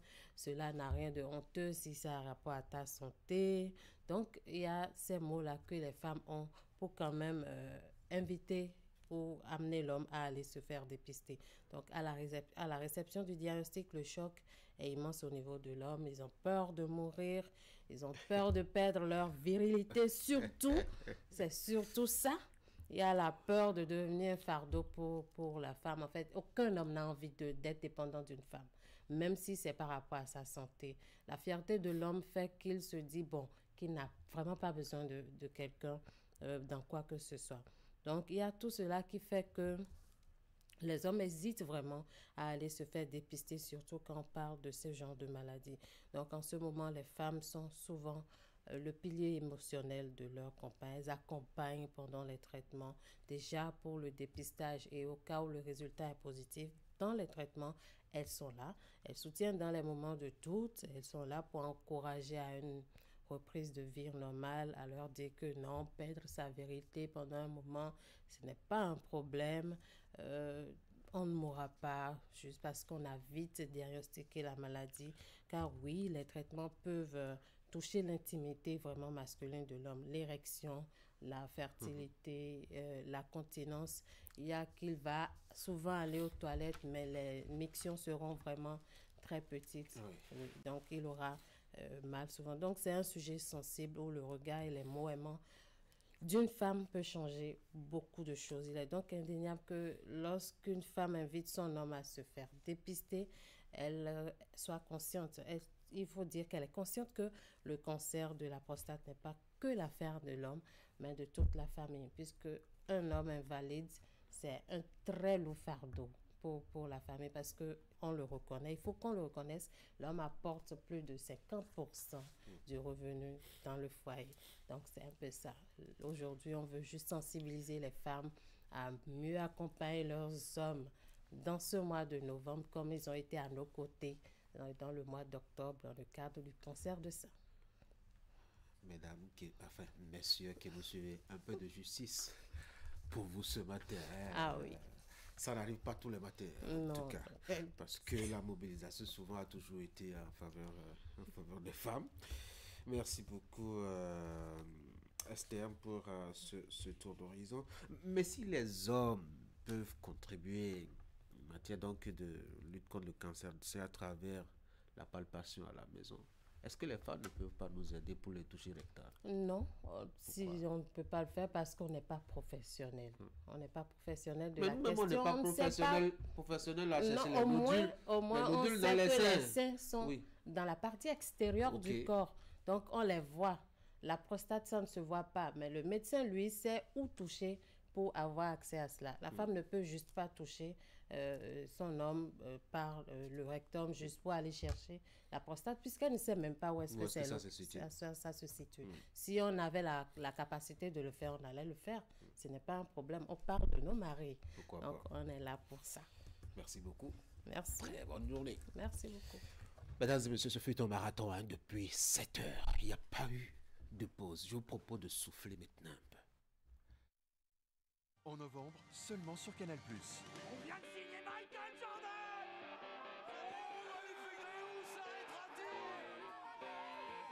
Donc faut vraiment que tout soit parfait. Le son, les lumières.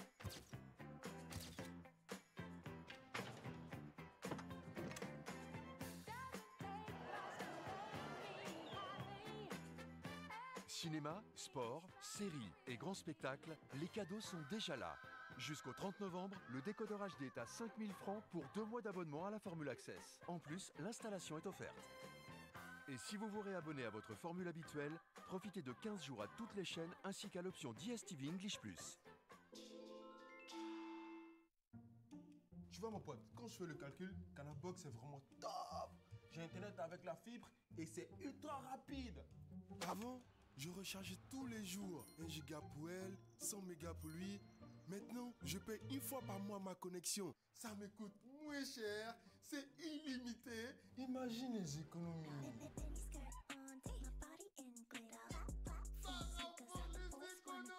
En ce moment, les frais d'installation sont en promotion. Rendez-vous en boutique Canal+, ou contactez votre vendeur Canal Box.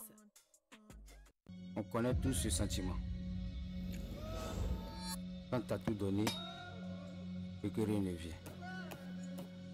Quand les obstacles s'enchaînent et que tu veux lâcher. Mais parfois, c'est dans ces moments-là que tout commence. Parce que croire, c'est déjà jouer. Et jouer, c'est vivre.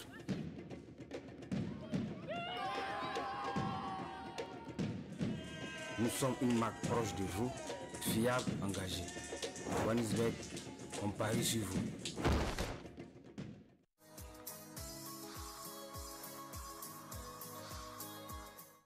Même un petit geste peut changer une vie. On n'a pas besoin d'être riche pour donner. Il suffit d'avoir le cœur ouvert. Vous pouvez donner, mais aussi simplement partager le message autour de vous. Chaque action compte. Ensemble, faisons rayonner le cœur des enfants par notre solidarité et notre amour fraternel. Qu'un seul album de moi est vendu, je donnerai la dîme de la vente à SOS Village d'Enfants.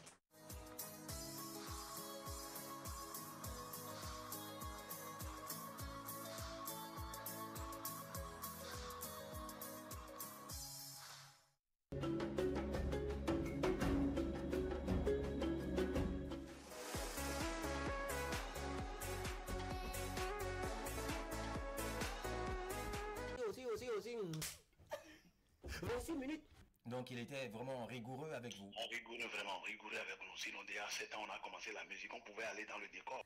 La pause ce matin, je lui ai déclaré encore ma flamme. La photographie, selon moi, c'est écrire la lumière. Communiquer, communiquer, communiquer. Betty est célibataire. Et surtout, me retrouver encore devant Aïcha Koné. Ouais. Après plus de 10 ans. J'ai vu un homme qui a été battu par sa femme. On a montré la photo, c'était horrible. Wow. Et je me suis dit, mais il attend quoi? Quel ONG s'occupe de ces cas-là?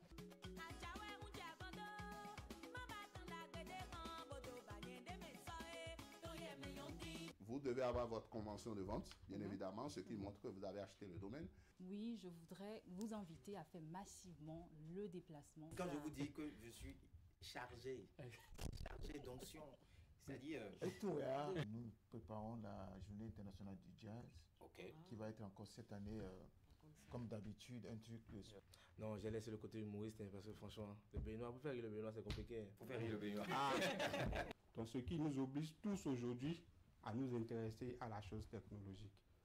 Aujourd'hui, spécialement, nous allons parler du massage, Madame Florence.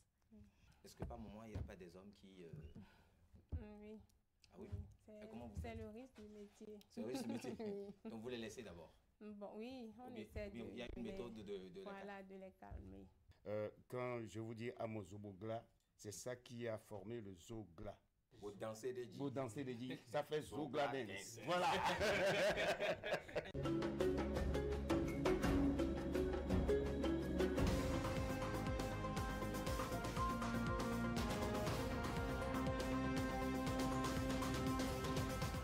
Bienvenue à votre émission, ce qu'il fallait démontrer. Anissé Kalopsoké, bonsoir. Bonsoir Tanguy.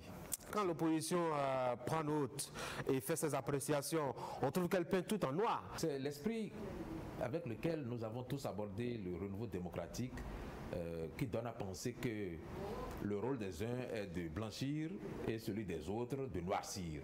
Le chef de l'État qui a justement désigné les signés, vous aviez jeté un coup d'œil sur la liste? Quand on prend la liste, il y a 3 qui sont désignés par les différents corps. Il y a 4 qui sont désignés par l'Assemblée nationale et 2 qui sont désignés par le chef de l'État. Les 4 désignés par l'Assemblée nationale, les 2 qui sont désignés par le chef de l'État sont presque systématiquement des hommes politiques. Oui. Et on n'avait pas ça par le passé. Donc on a politisé outrancièrement le Conseil économique et social et je pense que ça a été une occasion pour caser beaucoup de personnes qui étaient tombées un peu parfois en disgrâce, parfois dans l'oubli, parfois dans l'ennui et qui ont quand même quelque chose à faire valoir.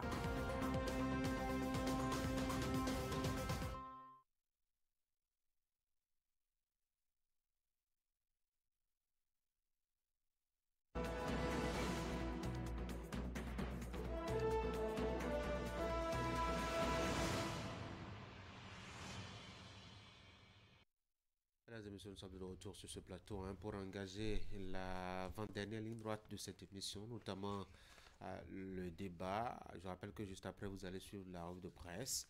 Pour le débat, j'ai déjà Ulrich Gaba sur mon plateau. Ulrich, bonjour. Bonjour. En attendant que Eric nous rejoigne, on aura deux sujets à évoquer. Donc, les démocrates qui ne participeront pas, en tout cas en l'état, c'est l'expression en vogue actuellement à Cotonou. En l'état, ne pourront pas participer au communal. On savait déjà pour la présidentielle, les communales s'ajoutent maintenant. C'est vraiment dommage. On se demande ce qui se passe avec les démocrates parce que d'après le communiqué de la Sénat, la complétude des pièces n'a pas été respectée. Sur 473 pièces qui devraient être fournies, il y a un manquement de 120 pièces. Donc ils n'ont fourni que 353. Donc ça pose véritablement un problème. Il y a un adage public qui dit qui va loin ménage sa monture. Et si vous voulez vraiment aller loin, il faut effectivement ménager la monture. Et est-ce que véritablement, au regard de ce que déjà les démocrates, dans un premier temps, n'ont pas pu véritablement se positionner pour les présidentielles, pour tout ce que nous avons vu, c'est-à-dire les querelles internes, les bisbilles entre membres entre parrains justement de ce parti politique. Et aujourd'hui, on se retrouve encore avec une liste qui devrait concourir pour les élections communales et qui est encore défectueuse. Ça pose un problème. On peut l'interpréter de deux manières. Soit, à un moment donné, il y a eu mal donne, c'est-à-dire on n'a pas mis toute la rigueur qu'il faut pour véritablement faire les formalités dans les règles de l'art, c'est-à-dire d'abord vérifier toutes les pièces comme cela se doit et que chaque membre à son niveau, parce que il y a le travail que le parti doit faire, il y a aussi le travail que chaque membre doit faire à son niveau avant d'envoyer ses pièces. Soit à ce niveau, il y a eu défaillance, soit sincèrement, il y a eu mauvaise foi aussi. Mauvaise foi parce que il se peut qu'effectivement des gens aient fait le travail, mais que d'autres, par perfidie politique, veuillent peut-être introduire des pièces qui ne sont pas bien. D'ailleurs, il y a un dossier aujourd'hui, il y a une enquête aujourd'hui qui est ouverte par la criette. Et ça veut dire que déjà, soit il y a eu erreur, peut-être par ignorance, par négligence ou problème par perfidie politique. Donc, soit entre eux, ils ne s'entendent pas sur des BABA. On n'a pas encore les informations officielles. Et c'est eux-mêmes. C'est de la part d'eux-mêmes. Mais le problème, c'est quoi? Le problème est déjà là. La Sénat a donné la liste. Ils disposaient de 72 heures. Il n'y a pas que les démocrates qui ont reçu des recommandations. Le BR, le Bloc républicain a reçu des recommandations et devrait normalement les satisfaire en 72 heures. Il y a un autre parti qui a également, Moël Béné aussi a reçu des recommandations. Tous les partis avaient reçu des recommandations. Pratiquement tous les partis. Mais comment se fait-il que après 72 heures, si éventuellement le dossier est ficelé, on peut dire qu'il peut y avoir de petites erreurs dans un dossier, dans un lot de dossiers, parce que au-delà de tout, c'est plus de 3000 pièces. Donc, il peut y avoir une petite erreur qui s'est glissée quelque part. Mais quand c'est des erreurs mineures, comme le dirait la Sénat, des fautes mineures, si nous avons ces genres de choses, on peut rapidement les régler en 24 heures, 48 heures et au maximum 72 heures. Si en 72 heures, les démocrates n'ont pas pu régler le problème, ça veut dire que effectivement les dossiers étaient soit très mal ficelés ou à la limite, ils n'ont pas pu véritablement trouver comment corriger les problèmes. De toute façon, les démocrates, c'est l'absence à la présidentielle prochaine, oui, mais probablement aussi l'absence à la prochaine communale, en attendant donc de voir si éventuellement le parti va saisir la Cour suprême et pour se donner des chances de revenir dans la course. Quelles pourraient être éventuellement les conséquences politiques, d'abord pour le parti et peut-être même pour au-delà du parti? Déjà, la conséquence pour le parti, c'est que nous sommes face à un parti aujourd'hui qui est en train de montrer des faiblesses en son sein. Et nous avons vu les différents épisodes liés à la rétraction du parrainage de Sodinou. On a vu après le départ de certains du groupe parlementaire, les démocrates. Donc, on constate qu'actuellement, le parti est carrément au bord de l'implosion. Soit le management à l'interne est en train de poser problème, soit certains sont décidément fatigués et n'épousent plus les idéaux du Parti Les Démocrates. Et si c'est le cas, moi je pense que ça pose un véritable problème de militantisme au sein des démocrates. C'est vrai qu'aucun regroupement humain, aucune association humaine ne se retrouve dans un cercle BA où pratiquement on peut, il y a l'unanimité à 100% et on s'entend sur tout. Non, d'habitude, quand on constate qu'il y a un regroupement, on tait le moi et on fait parler le nous. Ça veut dire qu'on fait un minimum de sacrifice. Et le militantisme demande encore plus de sacrifice, étant donné que vous avez accédé à des principes fondamentaux d'un groupe politique, d'un groupement politique, d'une formation politique. Il y a des fondamentaux, les règles qui régissent justement ce que nous appelons d'habitude les idéologies de ce parti politique.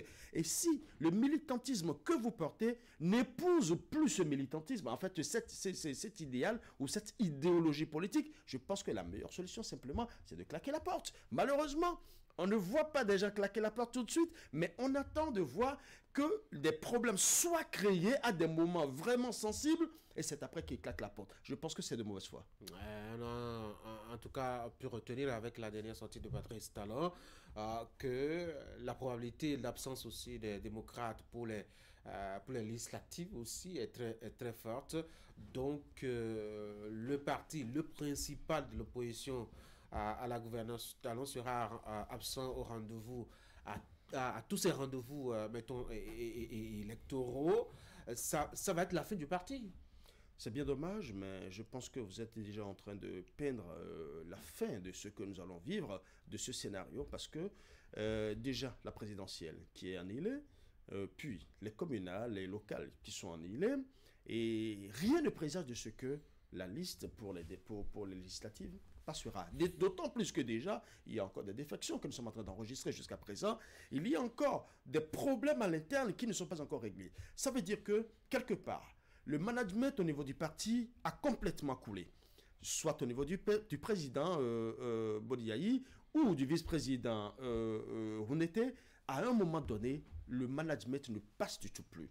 Et si le management ne passe plus et que les barons sont divisés en clans, je pense que nous allons encore assister, nous risquons encore d'assister à la même... Pourquoi vous parlez de... Non, je dis nous risquons parce que vous avez vu comment nous avons été rassurés pour les communales et les locales. J'ai entendu Guy Mitokpe qui a annoncé que de toute façon, c'est vrai qu'ils ne seront plus à la présidentielle, mais qu'ils se battront pour véritablement exprimer leurs droits à travers leur participation au communal et au local. Là, finalement, on sait que cette promesse ne sera pas tenue. Et quelle autre promesse tiendra-t-on et comment se fait-il? Est-ce qu'aujourd'hui, là où nous en sommes, parce que vous savez ce qui se passe très souvent, vous allez remarquer que dans la chronologie des faits, les démocrates viennent souvent pleurer au moment où les faits sont là, pendant que le processus évolue, et c'est quand ils viennent à l'étape du règlement de ce processus que d'autres problèmes sont encore créés, au point où ils ont toujours un retard de N-1. N plus 1 parce que au moment où eux ils sont en train de se plaindre, le processus évolue déjà.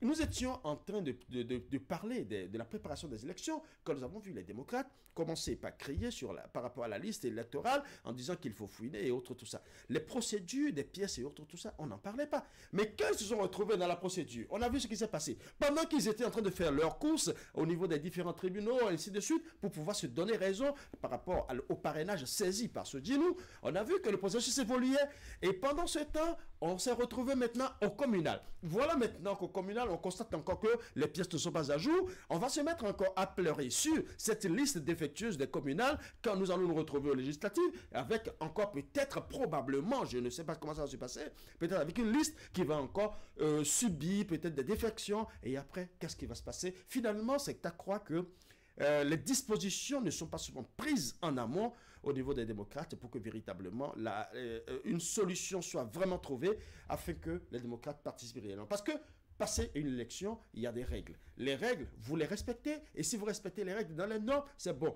Est-ce qu'il n'y a pas un comité à l'interne pour corriger, pour vérifier tous ces dossiers? Ça, c'est possible. Je sais que c'est fastidieux. Mais de toute façon, à un moment donné, il faut faire véritablement, il faut mettre la rigueur qu'il faut pour véritablement étudier les dossiers pour que ce ne soit pas à la Sénat qu'on veuille maintenant se retrouver avec 120 pièces en moins. Je pense que là, véritablement, il y a matière à réfléchir. En tout cas, on verra bien le destin de ce parti-là au lendemain des élections générales. On verra ce que ça va pouvoir donner. Eric nous a rejoint. Eric, bonjour. Bonjour. Allez, on va changer de sujet. On va s'intéresser à l'actualité, notamment au Sénégal, avec la sortie d'Ousmane Sonko ce week-end. Il n'y avait pas un centimètre carré où on pouvait en tout cas poser les pieds dans les rues de Dakar ce week-end. Démonstration de force apparemment, Eric. Absolument, tout à fait, 100%. Je pense que Ousmane Sonko a fait de Ousmane Sonko, un peu comme qu'il était, comment on dit, dans son activisme, dans l'opposition contre Macky Sall. Il avait toujours cette boulimie de popularité en organisant de pareils événements. Mais ici, le contexte est différent. On se pose bien la question pour quelqu'un qui a déjà le pouvoir, dont on connaît déjà un peu la façon de gouverner. Est-ce qu'il avait encore besoin de faire une telle démonstration de force? Parce que les images, en tout cas, que nous avions vues à l'occasion de ce meeting, témoignent vraiment de ce que il a mobilisé véritablement du monde. Alors, peut-être que Sonko avait besoin justement de démontrer à ses détracteurs, en tout cas, puisque le camp Macky Sall est toujours actif dans le pays, eh bien, qu'il est toujours là et qu'il reste celui à qui le peuple aurait pu confier le pouvoir, mais n'en déplaise, en tout cas, il tient toujours la popularité. Peut-être aussi un signal à l'endroit de son ami et frère président du Sénégal, Diomaye Faye, de ce que c'est vrai que tu gouvernes le pays, tu es le président du pays, mais j'ai la légitimité, j'ai la popularité justement des Sénégalais et Sénégalaises. Alors, je pense que dès les premiers mois de cette mandature, on avait déjà évoqué ce qui pourrait être les difficultés entre les deux hommes, parce qu'il ne faut pas être naïf, le pouvoir divise tout, même les amitiés les plus profondes. Je pense qu'il y a quelques rares exceptions que nous pouvons citer en la matière, même ici au Bénin où on pensait que cette amitié entre Patrice Talon et Olivier Bokor aurait pu faire la différence des choses. Nous connaissons bien entendu la suite. Donc, est-ce que ici, ce qui se dessine comme rapport plus ou moins tendu entre les deux hommes ne s'affirme pas de plus en plus, parce que on n'a pas vu l'image de Diomaye Faye à l'occasion, il ne s'est pas non plus prononcé sur cette démonstration de force. Eh bien, on a bien le sentiment que Ousmane Sonko a pris la liberté justement d'organiser son meeting avec les autres membres du PASTEF. Ulrich? Oui, une forte mobilisation, ça prouve une fois encore que c'est l'homme de la situation et c'est le vrai faiseur de roi. On voit un Sonko qui a récidivé la mobilisation. C'est vrai que l'élection de Diomaye Faye, c'était lui. C'était grâce à lui que véritablement cette foule s'est véritablement amassée autour de lui, attroupée autour de lui. Mais avec cet attroupement, on lit encore une autre chose.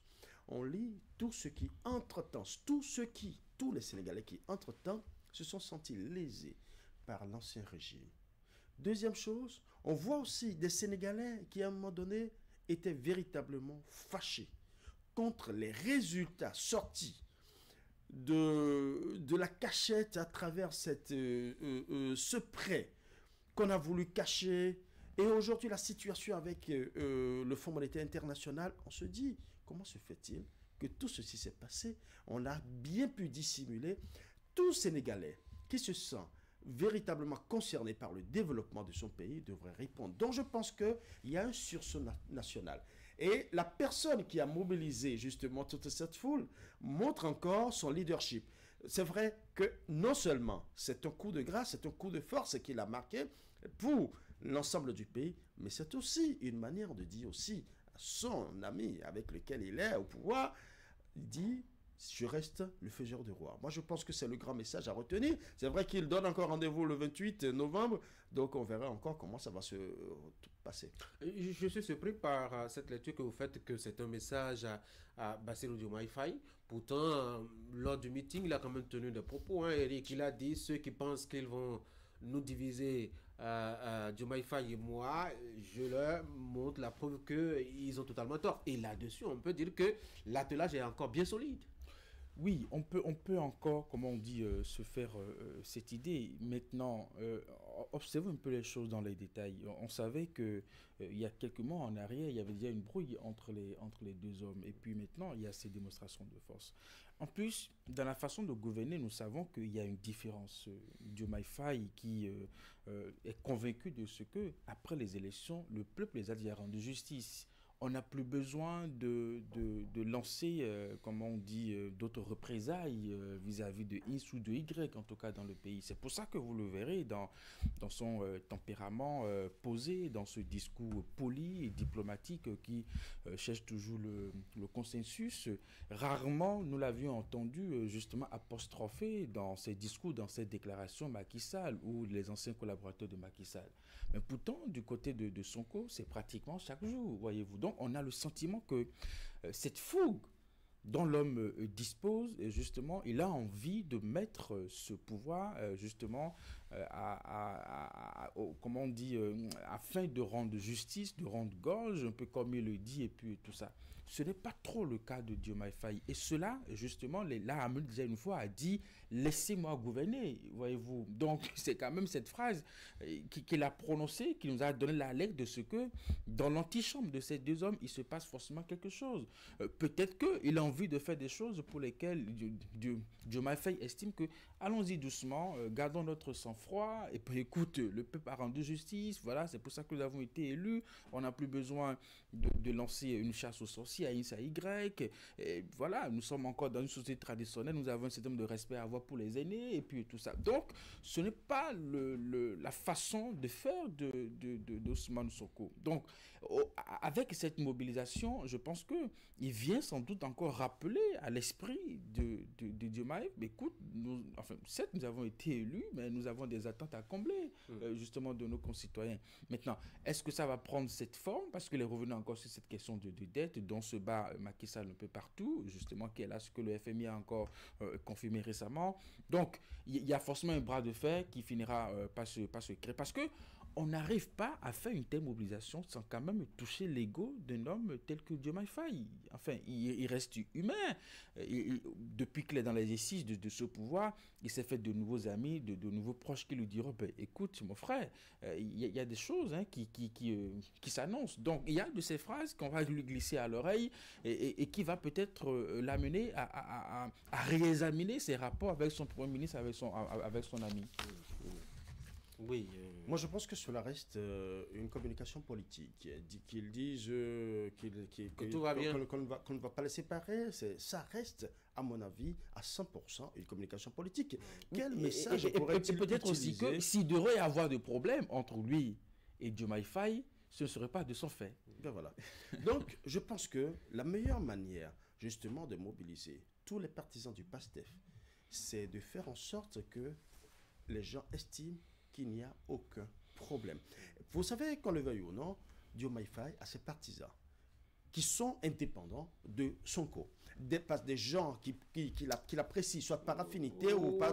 Mais le plus, c'est vrai qu'on verra les deux ensemble. Et lui, pour véritablement drainer tout cela et les mettre à sa cause, il faut quand même qu'il garde cette image d'unité, cette image d'inclusion, cette image de bipolarité qui donne la force au pouvoir en place. Donc je pense que c'est rien qu'un débat, qu'un discours politique, une communication politique. Le plus important, c'est qu'il a voulu montrer sa force de mobilisation et il a réussi.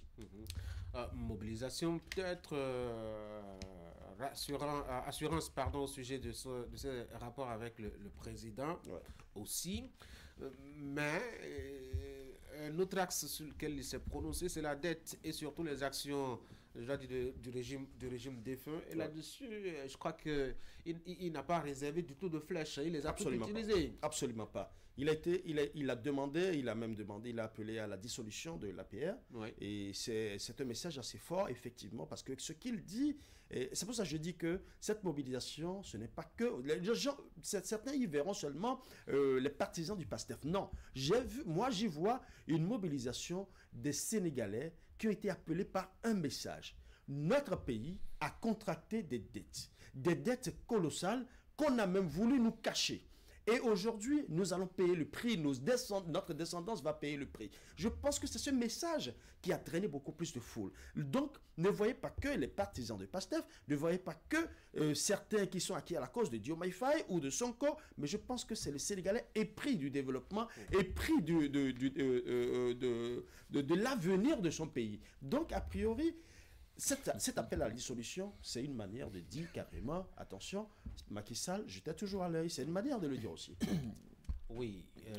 Non, je pense que cette question de la dette n'est qu'un appendice de ce que son corps organisé. Parce que, avouons-le, nous sommes sur le champ politique, il a envie d'imprimer un ordre politique dans le pays. Parce que depuis les élections, jamais nous n'avons vu une telle mobilisation. Donc, est-ce que les gens ont oublié qui je suis? Est-ce que les gens ont oublié qui est Sonko? Est-ce que les gens ont oublié justement ma capacité justement à montrer que je suis non seulement le Premier ministre, mais je suis celui qui aurait pu être élu président de la République. Maintenant, moi je pense que les autres questions sont venues un peu comme pour faites un peu, je dirais, aménager un peu comment on dit, les critiques à l'endroit de Macky Sall. Et puis, la question de la dette, c'est du pain béni parce que c'est ce qui fait débat aujourd'hui au Sénégal. Et comment on dit, le dernier rapport de FMI sur la question n'arrange pas du tout Macky Sall. Ça vient encore davantage justement l'enfoncer. Comment il va se débattre, lui qui a des ambitions onusiennes et tout. Donc, c'est dommage en tout cas que... après sa gouvernance, en tout cas, que nous avons vu exemplaire en matière de développement économique et infrastructurel du pays, qui est cette question qui vient un peu quand même ternir un peu son image. Merci beaucoup à vous, chers messieurs. Je vous souhaite de passer une très bonne journée. Mesdames et messieurs, c'est la fin de ce moment d'échange. Merci d'avoir été là. Très bonne journée. Derrière moi, la rue de presse.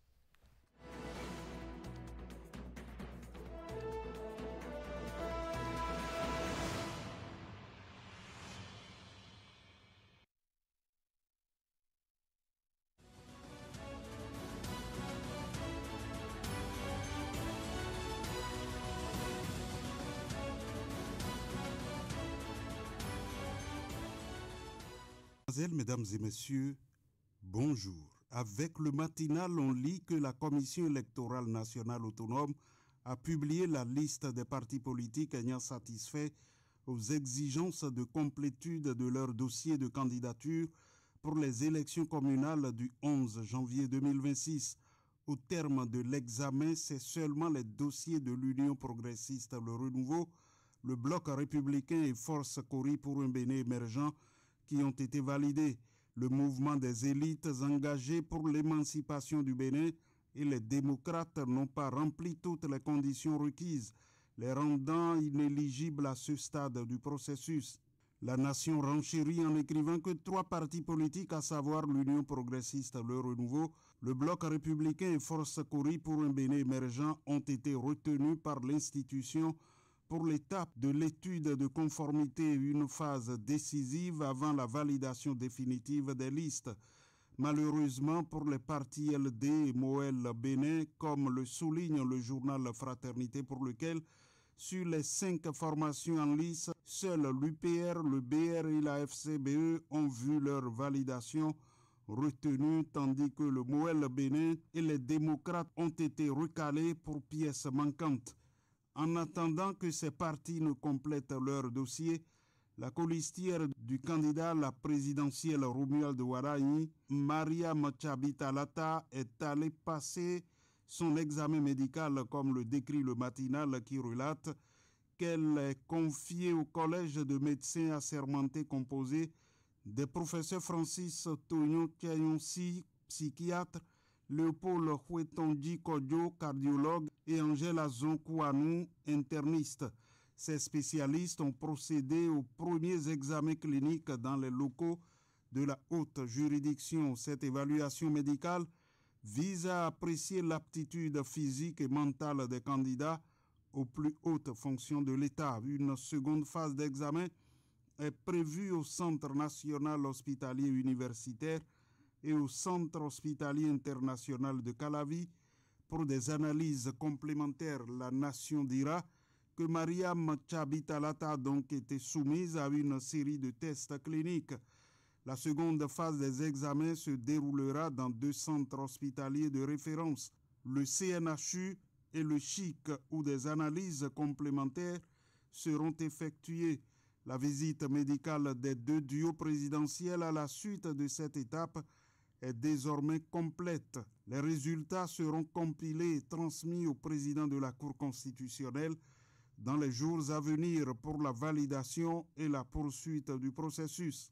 Pour Fraternité, avec sa comparution, l'ensemble des duos candidats a désormais satisfait à l'obligation médicale. Les résultats seront centralisés et transmis au président de la Cour dans les prochains jours, ouvrant la voie à la suite du processus électoral.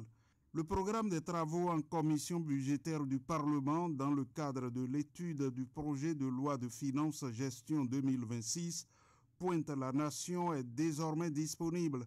L'agenda projette l'examen en plénière du dossier par les députés pour le jeudi 4 décembre prochain. Comme chaque année, les travaux démarrent ce mardi 11 novembre par l'atelier d'information et d'appropriation par les parlementaires du contenu du projet de loi de finances gestion 2026. Ce séminaire va durer 2 jours. Il va permettre aux élus du peuple de prendre connaissance du contenu du volumineux document et des grandes options budgétaires du gouvernement pour l'année prochaine.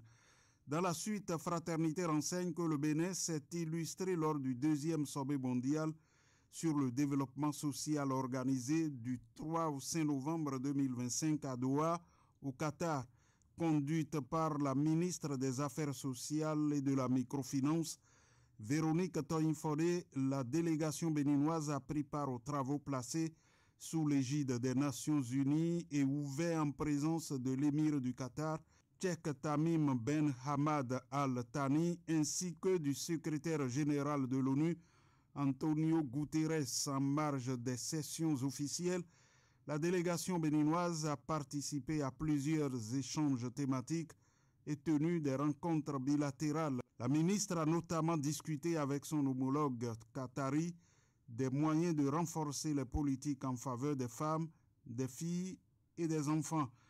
Et puis, rapporte Décryptage Info du 10 au 12 novembre 2025, Sa Majesté Dada Gbagidi XV, roi de Savalou, effectue un voyage diplomatique aux États-Unis. Ce déplacement à forte portée culturelle, spirituelle et économique vise à raffermir les liens historiques et humains entre le royaume de Savalou et les Afro-descendants d'Amérique. Au-delà du symbole, le déplacement royal offre une occasion unique de rayonnement du royaume de Savalou et du Bénin tout entier et ouvre la voie à une mobilisation accrue de ressources pour la réalisation des projets de développement du royaume et des 24 chefferies alliées réparties dans les départements de l'Atlantique, du Zou, du Plateau et des collines. C'est la fin de la revue de presse. Merci d'avoir été à l'écoute.